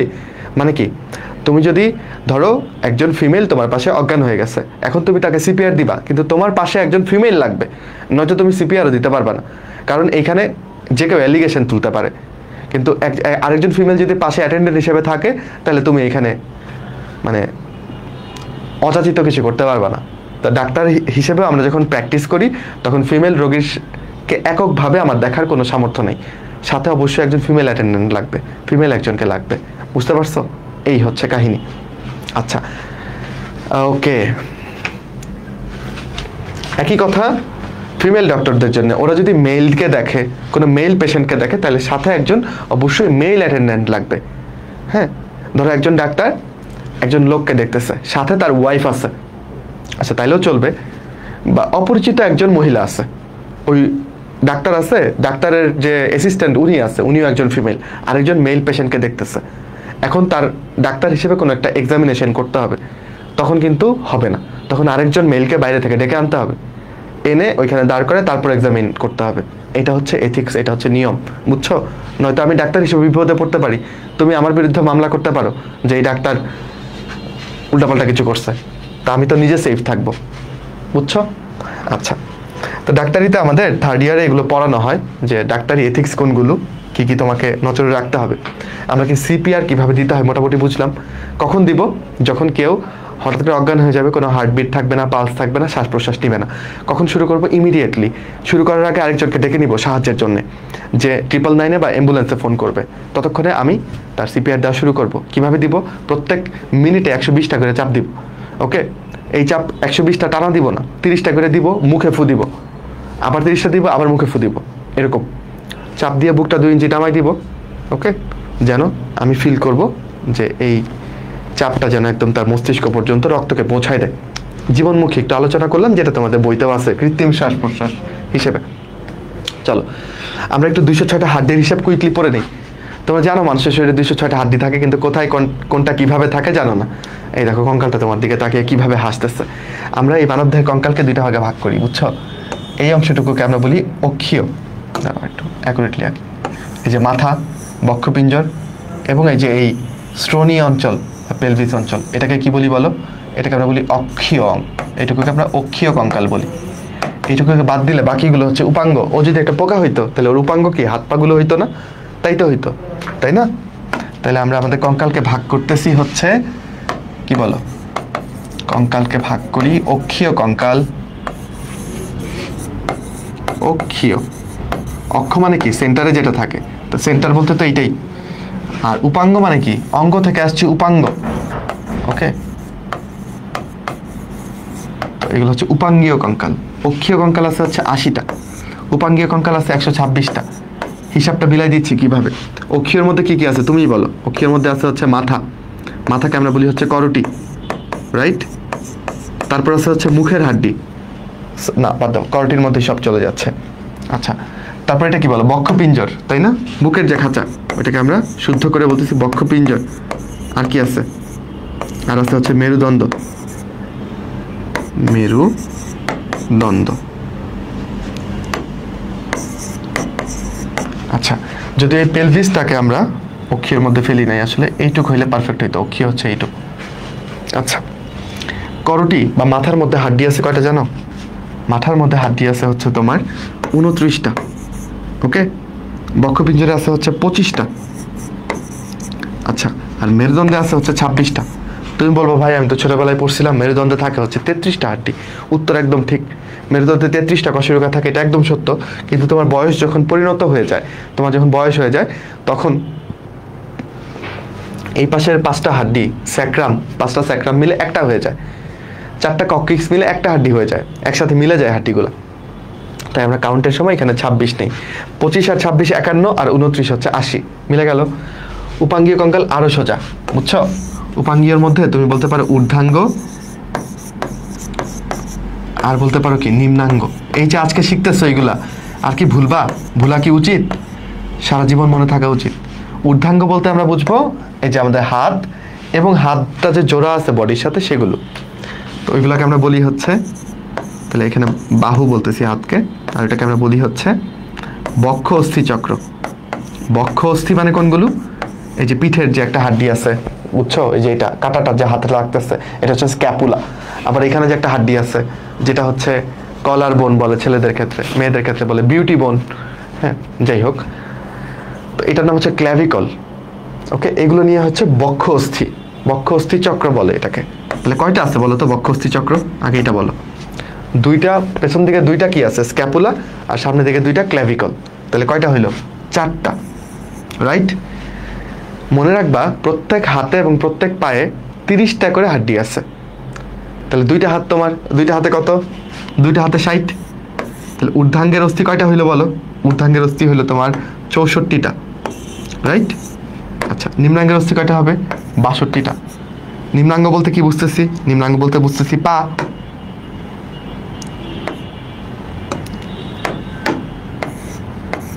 রাইট, পা। তো পা তো তোমার দুইটা, দুই পায়ে কয়টা থাকবে? 60টা। বাকি রইল আর দুইটা। আর দুইটা কি? আর দুইটা হচ্ছে তোমার হিপ বোন। হিপ বোনগুলো চিনতেছ? যে হিপ তৈরি করছে, কোমর তৈরি করছে, যে এই হিপ বোন কয়টা? এই হিপ বোন হচ্ছে দুইটা। তাহলে হয়ে গেল 62টা। বলো হিসাব কি মিলল? হাড্ডির হিসাবটা তাহলে একটু মনে রাখো। 206টা হাড্ডি কোথায় কয়টা করে আছে এটা আমরা কিন্তু এখন ক্লিয়ার, রাইট? মাথার মধ্যে, পুরো মাথার মধ্যে আছে 29, মেরুদণ্ডে আছে 26, বক্ষপিঞ্জরে 25। 25 কেমনে ভাই? এই যে দুই পাশে 12 জোড়া পরশুকা, রাইট? 12 জোড়া পরশুকা বুকের খাঁচাটা, তাহলে 24টা হয়ে গেল। আর মাঝখানে একটা কি? মাঝখানে এখানে কোনটা থাকে? স্টারনাম। এই হচ্ছে 25টা, ওকে? আর হাতে পায়ে 30টা করে, এখানেই তো হিসাব শেষ। দুই হাতে 60টা, দুই পায়ে 60টা। আর স্ক্যাপুলা, ক্ল্যাভিকল দুইটা দুইটা মিলে এই 4টা, আর হিপ বোন হচ্ছে 2টা। হিসাব ডান, সহজে। আরও পড়বো পরবর্তীতে, আজকে এইটুকুই, মানে 206টা হিসাবে এইখানেই একটা লাইন লিখছি। সব শক্তির উৎস আমাদের মা। এটা জীববিজ্ঞানের আলোকে চলো আমরা ব্যাখ্যা করি। পরীক্ষাতে আসবে না, তবে একটা জীবন রহস্যের একটা তথ্য তোমার কাছে উপস্থাপন করতে চাচ্ছি। তুমি তো নিষেক অলরেডি বুঝে গেছো। নিষেক মানে কি? শুক্রাণু আর ডিম্বাণুর মিলন। এটাকে ধরো, এটাকে আমরা মানুষের ডিম্বাণু চিন্তা করতেছি, ওকে? ধরো এটা হচ্ছে ডিম্বাণু। ডিম্বাণুর একটা অংশ দেখাইছি আর সবাই চিনে গেছো, এটা হচ্ছে শুক্রাণু, ঠিক? শুক্রাণু ডিম্বাণু নিষেক হচ্ছে। কালকের ক্লাসে শিখছো যে ডিম্বাণু অনেক বড় শুক্রাণুর থেকে। একটা ব্যাপার খেয়াল করে দেখো, শুক্রাণুর শুধুমাত্র মাথাটাই ভেতরে প্রবেশ করতেছে। শুক্রাণুর কিন্তু দেহের বাকি পার্টটা প্রবেশ করে না, শুধু মাথাটা প্রবেশ করে, বুঝছো? শুক্রাণুর মাথার মধ্যে, মাথার 90% জায়গা জুড়ে নিউক্লিয়াস থাকে। নিউক্লিয়াসের মধ্যে ক্রোমোজোম থাকে কতগুলো? 23টা ক্রোমোজোম। তাহলে এই শুক্রাণুর মাথা থেকে 23টা ক্রোমোজোম, আর ডিম্বাণুর মধ্যে 23টা ক্রোমোজোম। এই মিলে তোমার জাইগোটে ক্রোমোজোম কয়টা হয়? 23 জোড়া। তোমার জাইগোটের মধ্যে 23 জোড়া ক্রোমোজোম হয়, 23 জোড়া, ঠিক? আচ্ছা, এখন দেখো তো, শুক্রাণু শুধুমাত্র তার কি দিল? শুক্রাণু শুধুমাত্র তার ক্রোমোজোম দিল কয়টা? 23টা। আর কি কিছু দিচ্ছে? চলো একটু অনুসন্ধান করি। শুক্রাণুর মাইটোকন্ড্রিয়াগুলো কোথায় থাকে? এই মিডল পিসের মধ্যে থাকে। শুক্রাণুর যে মধ্যখণ্ড, এখানে মাইটোকন্ড্রিয়া থাকে, বাট এই মধ্যখণ্ডটা ডিম্বাণুর ভেতরে ঢুকতে পারে না, বুঝছো? তাহলে আমরা বাবার কাছ থেকে কি কোনো মাইটোকন্ড্রিয়া পাইছি? পাই নাই। আমাদের এই জাইগোটে, এই ডিম্বাণুটাই তো জাইগোট হবে, রাইট? খালি 23টা ক্রোমোজোম নেবে শুক্রাণুর কাছ থেকে। এই জাইগোটের মধ্যে যত মাইটোকন্ড্রিয়া আছে সবগুলো কার কাছ থেকে পাওয়া? সবগুলো মায়ের কাছ থেকে পাওয়া। তুমি বুঝতেছো? তাহলে আমাদের বডিতে যত মাইটোকন্ড্রিয়া আছে সব মায়ের কাছ থেকে পাওয়া। বাবার কাছ থেকে আমরা কোনো মাইটোকন্ড্রিয়া পাইনি। এটা আমার বাবাকে গিয়ে বললো না যে তুমি কেন আমাকে মাইটোকন্ড্রিয়া দাও নাই। হ্যাঁ, এটা বলার দরকার নেই। তবে মাইটোকন্ড্রিয়া হচ্ছে আমাদের শক্তি উৎপাদনের কারখানা, তুমি জানো তাই না? মাইটোকন্ড্রিয়াতে এটিপি তৈরি হয়। তো সেই বিবেচনায় সব শক্তি বলতে আমি যদি এটিপি চিন্তা করি, তো এটিপির উৎস কি? মানে এটিপি কোত্থেকে আসতেছে? মাইটোকন্ড্রিয়া থেকে। আর মাইটোকন্ড্রিয়াগুলো কে দিচ্ছে? আমাদের মা দিচ্ছে। তাহলে এখান থেকে সব শক্তির উৎস আমাদের মা বলতেছি, ওকে? আচ্ছা, বুঝলা ব্যাপারটা? একটা জীবন রহস্য উন্মোচিত হইল যে বাবার কাছ থেকে শুধু আমরা ক্রোমোজোম পাইছি 23 জোড়া। মা হচ্ছে কোষীয় অঙ্গাণুগুলো, এগুলো সব কে দিচ্ছে? মা দিচ্ছে, বুঝছো? মাইটোকন্ড্রিয়া যদি গলগি বডিস বাবার কাছ থেকে আসছে, যাই হোক, ওইগুলো আর ডিপে না যাই। এটা একটা অঙ্গ যেটা ফিমেল বডিতে থাকে। এই যে এটা হচ্ছে তার হিপ বোন, ওকে? এই হিপ বোনের ভেতরে সুরক্ষিত থাকে। এই অঙ্গটার নাম হচ্ছে জরায়ু। নাম কি বলো? জরায়ু। ইংরেজিতে বলে হচ্ছে ইউটেরাস, ওকে? এবার এই জরায়ুটাই, এখানেই আমি তুমি সবাই ছিলাম মায়ের এই জরায়ুতে, এবং তখন এটা অনেক বড় হয়ে যায়, 20 গুণ বড় হয়, ওকে? এই যে নিষেকের ঘটনাটা, এটা কোথায় ঘটে এটা বোঝানোর জন্য এই ছবিটা দিচ্ছি। এইখানে একটা ফোলা অংশ আছে, এই জায়গাটার নাম হচ্ছে অ্যাম্পুলা। মানে এই পুরো নালীটার নাম হচ্ছে ডিম্ব নালী, বা ইংরেজিতে বলে ফেলোপিয়ান টিউব। তো ডিম্ব নালী হিসেবেই তুমি চিনো, হ্যাঁ? এই ডিম্ব নালীর মধ্যে দেখো, এইগুলো হচ্ছে ডিম্বাশয়। এই ডিম্বাশয় থেকে ডিম্বাণুটা আসে এখানে, ওকে? শুক্রাণুটা আসে এই দিক দিয়ে, শুক্রাণুটা তো এই পথে গিয়ে এই দিকে আসে। তাহলে শুক্রাণু ডিম্বাণুর দেখা হয় এইখানেই। তাহলে নিষেকের ঘটনাটা কোথায় ঘটে?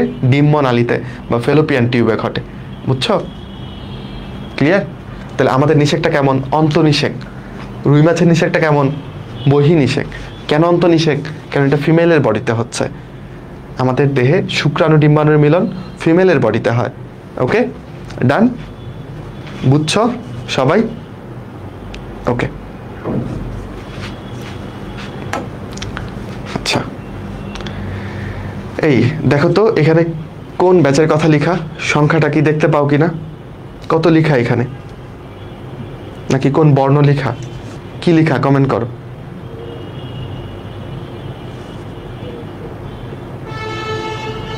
কত সংখ্যা লেখা?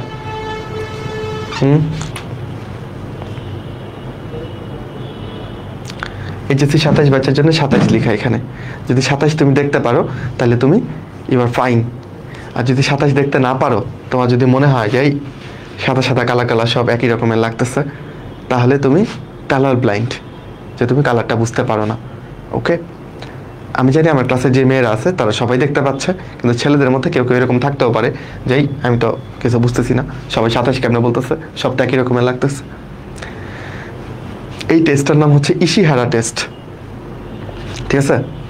তো ইশিহারা টেস্ট, ইশিহারা বলে, এটা দিয়ে বর্ণান্ধতা পরীক্ষা করা যায়। বুঝছো? ইন্টারেস্টিং না বলো? তো যে কালার ব্লাইন্ড সে এটাকে ব্ল্যান্ড দেখবে। আমি মেডিকেলে চান্স পাওয়ার পরও ভর্তি হইতে যখন গেছি তখন আসলে সবাইকে একটু ছোট্ট করে পরীক্ষা করা হয় যে কেউ কালার ব্লাইন্ড আছে কিনা। এই যে রেজওয়ান বলছে 64, তাহলে ওর অবস্থা খারাপ। হ্যাঁ, রেজওয়ানের অবস্থা খারাপ। রেজওয়ান তাহলে কালার হয় ও মানে বর্ণ চিনে না বা সংখ্যা চিনে না, অথবা ও কালার ব্লাইন্ড, নয়তো এখানে 64 বলার কারণ নাই। আচ্ছা, তাহলে এখানে একটা প্রশ্ন করছি যে কালার ব্লাইন্ড হওয়ার সম্ভাবনা কাদের বেশি, ছেলেদের নাকি মেয়েদের? ওকে, কি মনে হয়? মেয়েরা সবসময় অভিযোগ করে যে আমাদের সাথেই সবসময় কেন, সব জায়গায় আমরাই কেন বঞ্চিত হই, আমরাই কেন কষ্ট পাই। সৃষ্টিকর্তা কিন্তু কিছু কিছু জায়গায় তোমাদেরকে অনেক বাঁচাই দিচ্ছেন। যেমন এইরকম কিছু রোগ যেগুলোকে আমরা সেক্স লিঙ্ক ডিসঅর্ডার বলি, যেগুলো এক্স ক্রোমোজোমের সাথে রিলেটেড। তোমরা এটা সবাই জানো আই হোপ, যে মেয়েদের 2টা এক্স ক্রোমোজোম থাকে, রাইট? এগুলো মনে করে এক্স ক্রোমোজোম। তো মেয়েদের 2টা থাকে, আর ছেলেদের কয়টা থাকে? একটা। ছেলেদের আরেকটা কি থাকে বলো? আরেকটা থাকে ওয়াই ক্রোমোজোম, রাইট? ওয়াই ক্রোমোজোমটা কিন্তু ছোট্ট, বুঝছো? ওয়াইয়ের চেয়ে এক্স 3 গুণ বড়। কয় গুণ বড় বলো? 3 গুণ। ওয়াইয়ের থেকে এক্স হচ্ছে 3 গুণ বড়। ওকে, সো এই যে সমস্যাটা, এটা এক্স ক্রোমোজোমের জন্য হয়। ওকে, তো কিছু এক্স ক্রোমোজোম ভালো, ধরো যে এক্স ক্রোমোজোমটা ভালো, যে ঠিকঠাক মতো কালার দেখতে পারে, ভালো মতো বুঝছো, যে ঠিকঠাক মতো দেখতে পারে, সেই এক্স ক্রোমোজোমকে আমি মার্ক করলাম এক্স বড় হাতের সি দিয়ে। মানে জাস্ট এই সি দিয়ে মার্ক করলাম যে এক্স ক্রোমোজোমটা ভালো, বড় হাতের সি মানে কালার তৈরি করতে পারে, সে কালার দেখতে পারে। হ্যাঁ, আর যে এক্স ক্রোমোজোমটা খারাপ, মানে যেখানে কালার তৈরি করতে পারে না বা কালার দেখতে পারে না, সেটাকে আমরা বলতেছি এক্স ছোট হাতের সি। বুঝছো? তাহলে এক্স বড় হাতের সি এটা কি? এটা হচ্ছে ভালো জিন। ওকে, আর এটা হচ্ছে খারাপ জিন। খারাপ বলতে বর্ণান্ধতার জন্য দায়ী জিন। ওকে, তাহলে দেখো একটা ফিমেলের ক্রোমোজোমগুলো কেমন থাকতে পারে। ফিমেলের ক্ষেত্রে থাকতে পারে তার একটা ক্রোমোজোম ভালো, রং তৈরি করতে পারে, আরেকটা ক্রোমোজোমও ভালো, 2টা ক্রোমোজোমই রং তৈরি করতে পারে। তাহলে সে কি হবে? একদম সুস্থ হবে, ঠিক তো? আবার হইতে পারে কি, একটা এই ক্রোমোজোমটাও রং তৈরি করতে পারে না, এইটাও পারে না, 2টা এক্স ক্রোমোজোমই ডিফেক্টেড, 2টার মধ্যেই রং তৈরি হয় না। তাহলে কি হইতে পারে? সে বর্ণান্ধ। ওকে, মেইলের ক্ষেত্রে কি হতে পারে? মেইলের ক্ষেত্রে একটা এক্স ক্রোমোজোম ভালো, আর ওয়াই এর মধ্যে তো কিছু নাই, এই রোগের জন্য তো ওয়াই ক্রোমোজোম দায়ী না। ওকে, আচ্ছা, তাহলে সে সুস্থ হবে, একটা এক্স ক্রোমোজোম যদি ভালো হয়। আর একটা এক্স ক্রোমোজোম যদি কোনো কারণে ডিফেক্টেড থাকে, যে রং তৈরি করতে পারে না, রং দেখতে পারে না, তখন সে কি হয়ে যাবে? সে বর্ণান্ধ হয়ে যাবে। আমি জানি ফিমেলের মধ্যে আরেকটা প্রশ্ন তোমার মনে জাগছে যে ভাই, ধরেন একটা ফিমেল, তার একটা এক্স ক্রোমোজোমে ঠিকঠাক রং তৈরি হবে, রং তৈরির জিন আছে, আরেকটা এক্স ক্রোমোজোমে ভাই খারাপ, বর্ণান্ধতার জন্য দায়ী জিন। তাহলে সে কেমন হবে? সে আসলে এখানে বাহক হবে, মানে সে নিজে সুস্থ হবে, সে দেখবে ঠিকঠাক, সে বর্ণান্ধ হবে না, কিন্তু তার পরবর্তী বংশে এই যে এই কালপ্রিট জিনটা যেটা দিয়ে বর্ণান্ধতা হয়, খারাপ জিনটা, এটা সে পরবর্তী বংশে দিয়ে দিতে পারে। বুঝতে পারছো কাহিনীটা? তো তাকে আমরা বলি বাহক। তো আমি প্রশ্ন করছি যে আসলে কাদের কালার ব্লাইন্ড হওয়ার সম্ভাবনা বেশি, ছেলে নাকি মেয়ে? খেয়াল করলে দেখবা একটা এক্স ক্রোমোসোম যদি আক্রান্ত হয়ে যায় তাহলে ছেলেরা শেষ, তাহলে ছেলেরা বর্ণান্ধ হয়ে যায়, রাইট? কিন্তু মেয়েদের ক্ষেত্রে একটা এক্স ক্রোমোসোম আক্রান্ত হলে সে বর্ণান্ধ হয় না, সেইখানে কি সে সুস্থ, সে কিন্তু সুস্থ কিন্তু বাহক, স্বাভাবিক কিন্তু বাহক। মেয়েদেরকে আক্রান্ত হইতে গেলে দুইটা এক্স ক্রোমোসোমকেই ডিফেক্ট থাকতে হয়, বুঝছো? যার ফলে মেয়েদের আক্রান্ত হওয়ার সম্ভাবনা কি কম, দুইটা এক্স ক্রোমোসোমই নষ্ট, এটা হওয়ার সম্ভাবনা কম। ছেলেদের ক্ষেত্রে একটা এক্স ক্রোমোসোম থাকে, কোনো ব্যাকআপ নাই, একটা নষ্ট হলে শেষ, সে বর্ণান্ধ। মেয়েদের ক্ষেত্রে একটা নষ্ট হলে আরেকটা ভালো যদি থেকে যায় তাহলে তার ব্যাকআপ আছে, সে কিন্তু সুস্থ থাকবে। হ্যাঁ, পরবর্তী বংশধরে হয়তো বা সে জিনটা দিয়ে দিবে, পরের বংশে ছেলের মধ্যে এটা সমস্যা তৈরি করবে, কিন্তু সে তো ভালো। তাহলে এখানে লাকি হচ্ছে মেয়েরা, এবং কাদের বেশি হয়? উত্তর হচ্ছে ছেলেদের বেশি হয়। সব সেক্স লিঙ্ক ডিসঅর্ডার ছেলেদের বেশি হয়, বুঝছো? মার্কিন যুক্তরাষ্ট্রে 8% হচ্ছে বর্ণান্ধ, মানে অনেক বর্ণান্ধতে ভরপুর। ছোট থেকেই থাকে এগুলা, ছোট থেকেই থাকে, কিন্তু একদম ছোটবেলায় তো সে বুঝতে পারে না, সে পরবর্তীতে বুঝতে পারে। হ্যাঁ, এই আর কি, বুঝলা? তাহলে সেক্স লিঙ্ক ডিসঅর্ডারগুলো কাদের ভালো হয়, বেশি হয়? ছেলেদের বেশি হয়। কেন? কারণ ছেলেদের একটা এক্স ক্রোমোসোম, এটা আক্রান্ত হইলে শেষ। মেয়েদের একটা আক্রান্ত হইলেও যদি আরেকটা ভালো থাকে তাহলে এটা ব্যাকআপ দিয়ে দিবে, ছেলেদের কোনো ব্যাকআপ নাই। ওকে, ছেলেদের জন্য সমবেদনা। একটা শব্দ, এটা ক্লিয়ার করি আমাদের ক্লাস শেষ, সেটা হচ্ছে ম্যাক্রোফেজ। ম্যাক্রো শব্দের অর্থ কি জানো? বড়। আর ফেজ মানে কি জানো? এই ফেজ মানে হচ্ছে খেয়ে ফেলো। ফেজ মানে কি বলো? খেয়ে ফেলো। একটা ভিডিও দেখবো, তুমি নিজেও জানো না তোমার দেহে কি পরিমাণ বিক্রিয়া, মানে প্রোটেক্টিভ বিক্রিয়া ঘটে যাচ্ছে, তোমার প্রতিরক্ষা ব্যবস্থা তোমাকে কিভাবে প্রোটেকশন দিয়ে যাচ্ছে তুমি নিজেও জানো না। চলো আমরা একটা ভিডিও দেখি, অনেক 20 বছর আগের ভিডিও। খেয়াল করো, এগুলো হচ্ছে তোমার কোষ, এটা হচ্ছে তোমার কোষের মাঝখানে ফ্লুইড, ইন্টারস্টিশিয়াল ফ্লুইড। এটা একটা ম্যাক্রোফেজ, দেখছো মাইক্রোস্কোপে দেখা, আর দৌড়াচ্ছে এটা হচ্ছে ব্যাকটেরিয়া। তুমি এটার ব্যাপারে জানোই না, তোমার দেহ এগুলো ঘটতেছে। হ্যাঁ, তুমি যে এত জীবাণু খাচ্ছ, এই যে চটপটি ফুচকা খাচ্ছ, এগুলোর সাথে এগুলো ব্যাকটেরিয়া কতগুলো ঢুকতেছে তোমার শরীরে হিসাব আছে? ক্রিমির ডিম খাচ্ছ নিজের অজান্তে, ওইগুলো সব এই যে এভাবে খেয়ে ফেলতেছে, দেখছো? এই কি চলে আসলো আবার, দেখো এটা।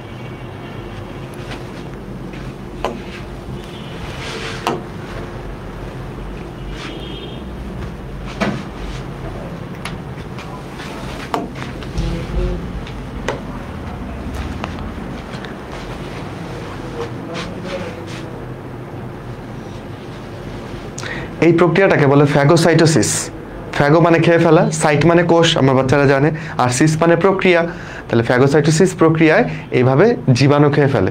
দেখো, দেখছো ও একটা এই যে এরকম অভিক্ষেপ তৈরি করে ওকে ঘিরে ফেললো না, চারপাশ থেকে ঘিরে ফেলে ওকে ভেতরে ঢুকাই ফেললো না, এভাবে খেয়ে ফেলে, বুঝছো? আর ও কোথায় থাকতেছে? ও হচ্ছে কোষগুলোর ফাঁকে ফাঁকে থাকতেছে, ওই জায়গাগুলোর নাম হচ্ছে ইন্টারস্টিশিয়াল ফ্লুইড বা ইন্টারস্টিশিয়াল স্পেস।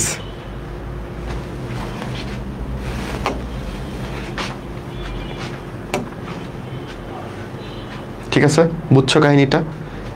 এগুলো হচ্ছে কোষ, কোষের ফাঁকে ফাঁকে জায়গাগুলোকে ইন্টারস্টিশিয়াল স্পেস বলে, সেই স্পেসের মধ্যে থেকে সেগুলোকে খাচ্ছে। এই সবটুকুকে তুমি একটা টিস্যু বলতে পারো, টিস্যুর মধ্যে কোষ থাকে এবং কোষের ফাঁকে ফাঁকে জায়গা থাকে। ওকে, তাহলে এইটাই হচ্ছে একটা ম্যাক্রোফেজ। ওকে, ও আসলে রক্তে ছিল, রক্ত থেকে প্রয়োজনের তাগিদে বেরোয় আসছে, এবং ওর সাইজ আগে ছিল ছোট্ট, কিন্তু এখন বড় হয়ে গেছে, বুঝছো? কেন বড় হয়েছে? জীবাণু খাওয়ার জন্য। তখন এটাকে কি নামে ডাকতেছি? ম্যাক্রোফেজ নামে ডাকতেছি। মেডিকেল একবার প্রশ্ন আসছিল যে ম্যাক্রোফেজ তৈরি করে কে? উত্তর হচ্ছে মনোসাইট। মনোসাইট নামক একটা শ্বেত রক্তকণিকা আছে, বুঝছো? এই মনোসাইটটা এটা তৈরি করে। কিভাবে করে আমি একটু করে বলে ক্লাস শেষ করব। ধরো তোমার হাত আঁকি, ওকে? ধরো এটা তোমার হাত, এখানে মনে করো একটা পিনের গুঁতা খাইছো, ধরো এটা তোমার আঙুল, হাত না, এটা তোমার আঙুল, আঙুলের মধ্যে পিনের একটা গুঁতা খাইছো, ওকে? এইখান দিয়ে ধরো, এটা ধরো তোমার কৈশিক জালিকা, মানে কৈশিক জালিকা তো অনেক কেশের মতো ছড়ানো ছিটানো থাকে, রক্তবাহিকা আর কি এটা। তো এই পিনটার সাথে কিছু ব্যাকটেরিয়া ঢুকে গেছে, ব্যাকটেরিয়াটাকে কি রং দিব, কি রং দিব? সাধারণ দেই, ধরো এগুলো হচ্ছে ব্যাকটেরিয়া, এগুলো কোষের ফাঁকে ফাঁকে আছে, বুঝছো? যেটাকে আমরা দেখলাম একটু আগে, এগুলো পিনের সাথে ধর ঢুকে গেছে। আচ্ছা, এবার এই জীবাণুগুলোকে খাইতে হবে না? এই জীবাণুগুলোকে খাওয়ার জন্যে যে মনোসাইটটা আছে, ধর এটা একটা মনোসাইট, এটাকে অবশ্যই কি করতে হবে? কৈশিক জালিকা থেকে বের হইতে হবে। তো কৈশিক জালিকার এখানে কিছু কোষ আছে, ওই কোষগুলোর ফাঁক দিয়ে সে বের হয়ে পড়তে পারে। বের হয়ে সে 5 গুণ বড় হয়। কয় গুণ বড় হয়? 5 গুণ। দ্যাটস ওয়াই তাকে আমরা ম্যাক্রো বলতেছি। এরপর সে জীবাণুগুলোকে খাওয়া শুরু করে, তাই তাকে আমরা ফাস বলতেছি। দ্যাটস ওয়াই এটাকে আমরা বলি ম্যাক্রোফাস বা ম্যাক্রোফেস। বুঝছো? এইভাবে ম্যাক্রোফেস আমাদেরকে প্রোটেকশন দিয়ে যাচ্ছে। সে আসলে একটা শ্বেত রক্তকণিকা। যখন সে রক্তে ছিল, সাইজ ছোট ছিল, তখন তাকে মনোসাইট নামে রাখতেছিলাম। আর যখনই সে রক্ত থেকে বের হয়ে কোষের আশেপাশে আসছে জীবাণুগুলোকে খাওয়ার জন্য, তখন তার নাম ম্যাক্রোফেজ হয়ে যাচ্ছে। ওকে, আচ্ছা, তাহলে আজকের ক্লাসের যে টপিক, আজকে একটু 10 মিনিট সময় বেশি লেগে গেছে গতকাল থেকে, প্যারা নাই, আশা করি এনজয় করছো। আজকে 3 তারিখ শেষ, ফাইনালি কালকে সেই মাহেন্দ্রক্ষণ যখন কম্প্যাক্ট বায়োলজি মেগা এক্সাম হবে 2টা ক্লাসের উপর বেস করে। সো 2টা ক্লাস ভালো মতন করে ফেললে 90% প্রশ্ন কমন পড়বে। আমি 50টা প্রশ্ন দিব, সময় থাকবে 25 কি 30 মিনিট। এটা কি ফাজ ভাইরাসদের খায়? না, ফাজ ভাইরাস হচ্ছে ব্যাকটেরিয়াকে খায়। ওদের নাম ফাজ হয়েছে কারণ ওরা ব্যাকটেরিয়াকে খেয়ে ফেলতেছে। বুঝছো? ও ফাজ ভাইরাসকে খায় না। ভাইরাস এভাবে মানে কোষের মধ্যে এভাবে ঘুরঘুর করে না, এগুলো সাধারণত ব্যাকটেরিয়াকে খায়। ওকে, এটা কয় অধ্যায়? কোনো অধ্যায় না, পুরো জুলজি বই। তুমি এই ক্লাসটা যদি কোনো 24 বা 25 ব্যাচের বাচ্চা করে থাকো, তাহলে বুঝতে পারছো যে ভাইয়া কিভাবে সবগুলো চ্যাপ্টার টাচ করে গেছেন। সব চ্যাপ্টার থেকে একটা একটা করে পড়া নিছি আমি। বুঝছো? তো এই তো, আর পুরস্কার তো দেখতেই পাচ্ছ। আর কম্প্যাক্ট বায়োলজিতে জয়েন করতে হলে কি করতে হবে? গুগলে সার্চ করতে হবে কম্প্যাক্ট বায়োলজি 27, তাহলে চলে আসবে। অ্যান্ড দেন তুমি এনরোল করে নিতে পারবা কোর্সে। আমরা 6 তারিখ আমাদের ওরিয়েন্টেশন ক্লাস, একটু আগেই হওয়ার কথা ছিল, বাট তোমাদের কিছু ফাউন্ডেশন ক্লাস নিব ভেবে একটু ক্লাসটা পর থেকে শুরু করতেছি। আশা করি ফাউন্ডেশন ক্লাসগুলো কোর্সের বাচ্চারা এনজয় করতেছো। অলরেডি বোধ হয় প্রায় 70-এর কাছাকাছি মানুষ তোমরা জয়েন হয়ে গেছো, আমি যা দেখলাম। সো খুবই ভালো, আশা করি একটা সুন্দর স্টার্ট দেওয়া যাবে এবং আমরা টিম হিসেবে যাত্রাটা শুরু করে টিম হিসেবেই শেষ করতে পারবো। রেকর্ড ক্লাস পাওয়া যাবে এই চ্যাপ্টারগুলোর, মানে তোমাদের যে সাইকেল 1 সেটার আর্কাইভ অ্যাড করা আছে, 27 ব্যাচের আর্কাইভ, যেগুলোর ক্লাস হবে সাইকেল 1-এ, সেগুলো আর্কাইভ অ্যাড করা আছে। মানে 3টার মধ্যে 2টা চ্যাপ্টার অ্যাড করা আছে। সো তুমি 2টা চ্যাপ্টার শেষ করে ফেলতে পারো যুক্ত হয়ে। হ্যাঁ, এই আর কি। সো তোমাদের সবচেয়ে পছন্দের স্লাইডটা এখন বের করবো। সো আই হোপ তোমরা ক্লাসটা এনজয় করছো। তোমরা কি পড়লাম আমরা একটা কুইক রিক্যাপ করে ফেলি, আর তোমরা আমাকে ইন দ্য মিন টাইম জানাইতে পারো যে আসলে কেমন লাগলো তোমাদের ক্লাসটা। ওকে, তাহলে আমরা কি ব্যাপারে আলোকপাত করলাম, চলো। এই প্রাণীগুলা ইউরোকর্ডাটা, এদের ছোটবেলায় একটা নটোকর্ড থাকে, বড় হইলে সেই নটোকর্ড হারায় যায়।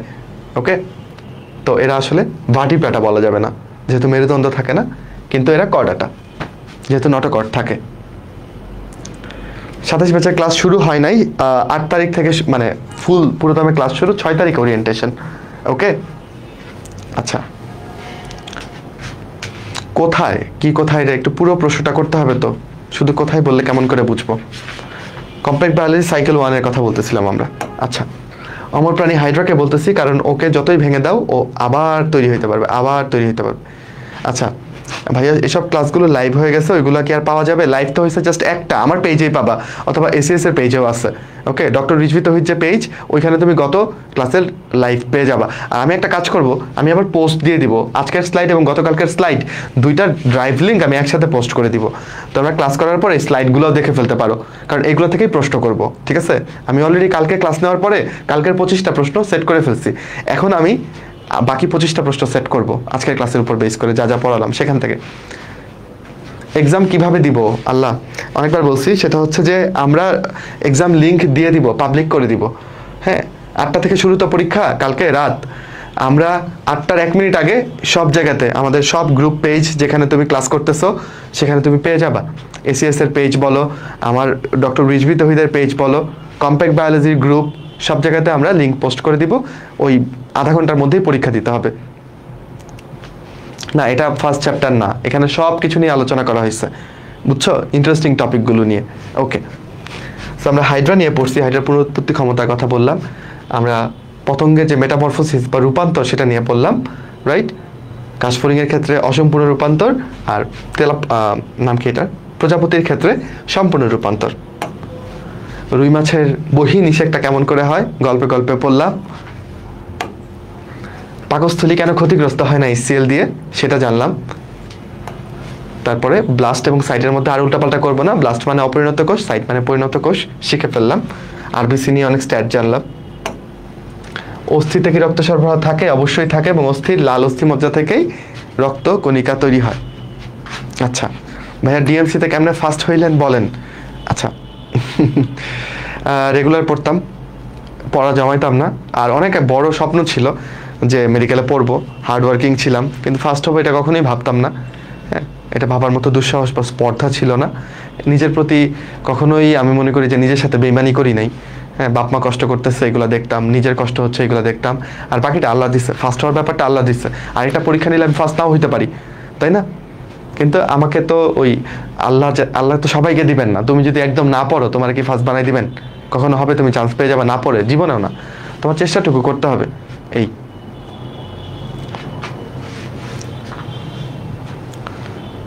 সেলফিতে আপনাকে পাইলাম না ভাইয়া, কোন সেলফির কথা বলতেছো জানি না। যাই হোক, আমরা একটু রিক্যাপ করছিলাম। এপিগ্লটিসের কারণে কিভাবে খাবারটা অন্ননালীতে যায়, শ্বাসনালীতে যায় না, সেটা আমরা বুঝতে পারছি। আর আমরা যদি কথা বলতে বলতে খাই তখন আবার শ্বাসনালী দিয়ে চলে যেতে পারে, তখন আমাদের কাশি উঠে যাবে। হঠাৎ করে অজ্ঞান হয়ে গেলে কিভাবে সিপিআর দিব ভিডিও দেখে খুব ভালো মতনে বুঝছি। এইটা এখন আমরা স্মার্ট পিপল, আমরা এখন সিপিআর কেমনে দিতে হয় আমরা জানবো, বা আমরা দরকার হলে দিতে পারবো, ডাক্তার না হলেও দিতে পারবো। 206টা হাড্ডির হিসেব দেখে ফেলো। সব শক্তির উৎস আমাদের মা, এটা কিভাবে ব্যাখ্যা করলাম? তোমরা দেখছো যে শুধুমাত্র শুক্রাণু থেকে, শুক্রাণুর মাথাটা যাচ্ছে, মাথার সাথে 23টা ক্রোমোজোম যাচ্ছে, মাইটোকন্ড্রিয়াগুলো যাচ্ছে না। তাহলে আমাদের দেহের সব মাইটোকন্ড্রিয়া কোথা থেকে আসছে? আমাদের মায়ের কাছ থেকে আসছে। দ্যাটস আমরা এটা বলতেই পারি যে আমাদের এটিপি যা তৈরি হচ্ছে এর পেছনে যত মাইটোকন্ড্রিয়া আছে সব মা থেকে পেয়েছি। আচ্ছা,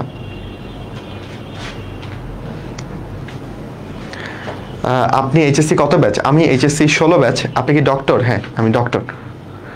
বায়োলজি ভালো লাগে না, তাহলে কেমনে বায়ো ভালো করব? আচ্ছা, তুমি যদি প্রথমেই বলো যে এটাকে আমার ভালো লাগে না, যাকে দেখতে নারী তার চলন বাঁকা, তুমি প্রথমেই যদি বলো বায়োলজিকে আমার ভালো লাগে না, এটা পচা, তাহলে তোমার আসলে দেখবে এটা আজন্ম ভালোই লাগবে না। তুমি একটু ভালো লাগানোর চেষ্টা করো। এই যে এত মানুষের ভালো লাগে, কারো কারো তো লাগে, তাই না? তো কিছু ভালো লাগার ব্যাপার তো আছে, রাইট? কিছু ভালো লাগার ব্যাপারটা অবশ্যই আছে, এগুলোকে খুঁজে পেতে হবে, ইন্টারেস্টিং ওয়েতে পড়তে হবে। এখন ধরো আমি নিষেকের গল্প করছি, নিষেকটা কোথায় হয় এটা তুমি যদি নাই জানো তখন তো তুমি এটা বুঝবাই না। শুক্রাণু ডিম্বাণুর চেহারা তুমি যদি জীবনে নাই দেখো, খালি মুখস্থ করে, তো তোমার এটা ভালো লাগবে না, বুঝছো? ব্যাপার হচ্ছে এরকম। তাহলে বায়োলজি একটু ছবি দেখে পড়তে হয়, গল্প নিয়ে পড়তে হয়, তাহলে ভালো লাগবে। আর কয়েকটা চ্যাপ্টার পড়ে ফেললে ভালো লাগবে। আগে তো পড়তে হবে। একটা খাবার তুমি খাওয়াই নাই, তুমি বলতেছো না এটা খাবো না, এটা ভালো লাগবেই না, তাহলে তো ভালো লাগবেই না আলটিমেটলি। কিন্তু খেয়ে দেখতে পারো, দেখতে একটু বাজে হইলেও কখনো কখনো খেতে মজা হইতে পারে, তাই না? যেমন ধরো আমাদের মানে আমরা বাসায় মাঝে মধ্যে কিছু খাবার খাই না, বিভিন্ন ভর্তা টর্তা, এগুলো কি খুব সুদর্শন, দেখতে কি খুব ভালো লাগে, খেতে তো মাশাআল্লাহ অনেক মজা। ওকে, আচ্ছা। অ্যান্ড দেন আমরা কালার ব্লাইন্ড কার বেশি হইতে পারে, ছেলেদের না মেয়েদের, সেটা জানলাম যে আসলে এখানে ছেলেরাই ভিকটিম বেশি, ছেলেরাই হচ্ছে বেশি আক্রান্ত হয়। এটার পেছনে কারণ ছেলেদের মাত্র একটা এক্স ক্রোমোজোম, একটা এক্স ক্রোমোজোম থাকায় ওইটা আক্রান্ত হয়ে গেলেই সে কালার ব্লাইন্ড হয়ে যেতে পারে। মেয়েদের একটা এক্স ক্রোমোজোম আক্রান্ত হইলেও আরেকটা ব্যাকআপ দেয়, তখন সে আক্রান্ত হয় না। ওকে, দীপ বলছে আমিও ডক্টর হব, আমি অ্যাপ্রিসিয়েট করি তোমার ইচ্ছাকে। কিভাবে পড়তে হয় বলবেন এখন থেকে। কাহিনী হচ্ছে যে এটা কোনো জাদুর কাঠির উপর কাঠি নাই যে তুমি এটা ছুঁয়ে দিবা আর তুমি যা চাচ্ছ পেয়ে যাবা। এটার জন্য একটা রেগুলারিটি দরকার হয়, মেনটেন করতে হয়, বুঝছো? তো তুমি আমাকে ফলো করতে পারো, আমি বিভিন্ন সময় বিভিন্ন কথা বলি, পোস্ট দেই, এগুলো দেখতে পারো। এবং আমরা তো মেডিকেল নিয়েই বেশি কাজ করি বলা যায়, আমি বিশেষ করে। তো সময়ে সময়ে যা যা দেখবা শুনবা সেগুলো সেই অনুযায়ী কাজ করবা, এই হচ্ছে কথা। ওকে, ম্যাক্রোফেজের একটা ভিডিও দেখলাম, অ্যান্ড দেন তোমাদেরকে এক্সামের আমন্ত্রণ জানালাম, কেউ মিস করেন এক্সামটা। ওকে, কানিস বলছে আপনি কোন কলেজে পড়ছেন? তোমাদের অনেক প্রশ্ন, ভালোই লাগছে প্রশ্নের জবাব দিতে। আচ্ছা, আমি পড়ছি হচ্ছে সরকারি আনন্দমোহন কলেজ, ময়মনসিংহের কেউ থাকলে হাত তুলো, ঠিক আছে? ময়মনসিংহের সরকারি আনন্দমোহন কলেজ আমার college. Okay, so that was our class. 1 ঘন্টা বলে 1.5 ঘন্টা ক্লাস নিয়ে ফেলছি, এই জন্য সরি। বাট শেষ পর্যন্ত তোমরা শুরুতে যেই কজন মানুষ ছিলা, শেষে ওই কজন মানুষ আছো, তো এইটা তো জোস ব্যাপার। তার মানে আমি ক্লাসটা ভালোই নিছি তোমাদের, তাই না? এটা ধরেই নিতে পারি, নয়তো তোমরা থাকতা না। তোমরা যে ব্যস্ত মানুষ, তোমাদের ইনবক্সে যত ব্যস্ততা, সব কিছু ফেলে টেলে তোমরা যে ক্লাস করলা 1.5 ঘন্টার, এই জন্যে তোমাদেরকে আমার হৃদয়ের অন্তঃস্থল থেকে অনেক ধন্যবাদ। তাহলে যুক্ত হয়ে যেতে পারো আমাদের কম্প্যাক্ট বায়োলজি সাইকেল 1-এ। এভাবেই আনন্দ হাসি খেলা নিয়ে আমরা পড়ে ফেলবো পুরো বায়োলজিটা ইনশাল্লাহ, 24টা চ্যাপ্টার। ঠিক আছে? So for the best. আমার জন্য দোয়া করে, তোমাদের জন্য অনেক দোয়া। কালকের জন্য বেস্ট অফ লাক। কেউ এক্সাম মিস করো না, আর বন্ধুকে বলে এক্সামটা দিতে। ঠিক আছে? ওকে, তাহলে শেষ করছি। ভালো থেকো, সুস্থ থেকো, টাটা, আসসালামু আলাইকুম সবাইকে।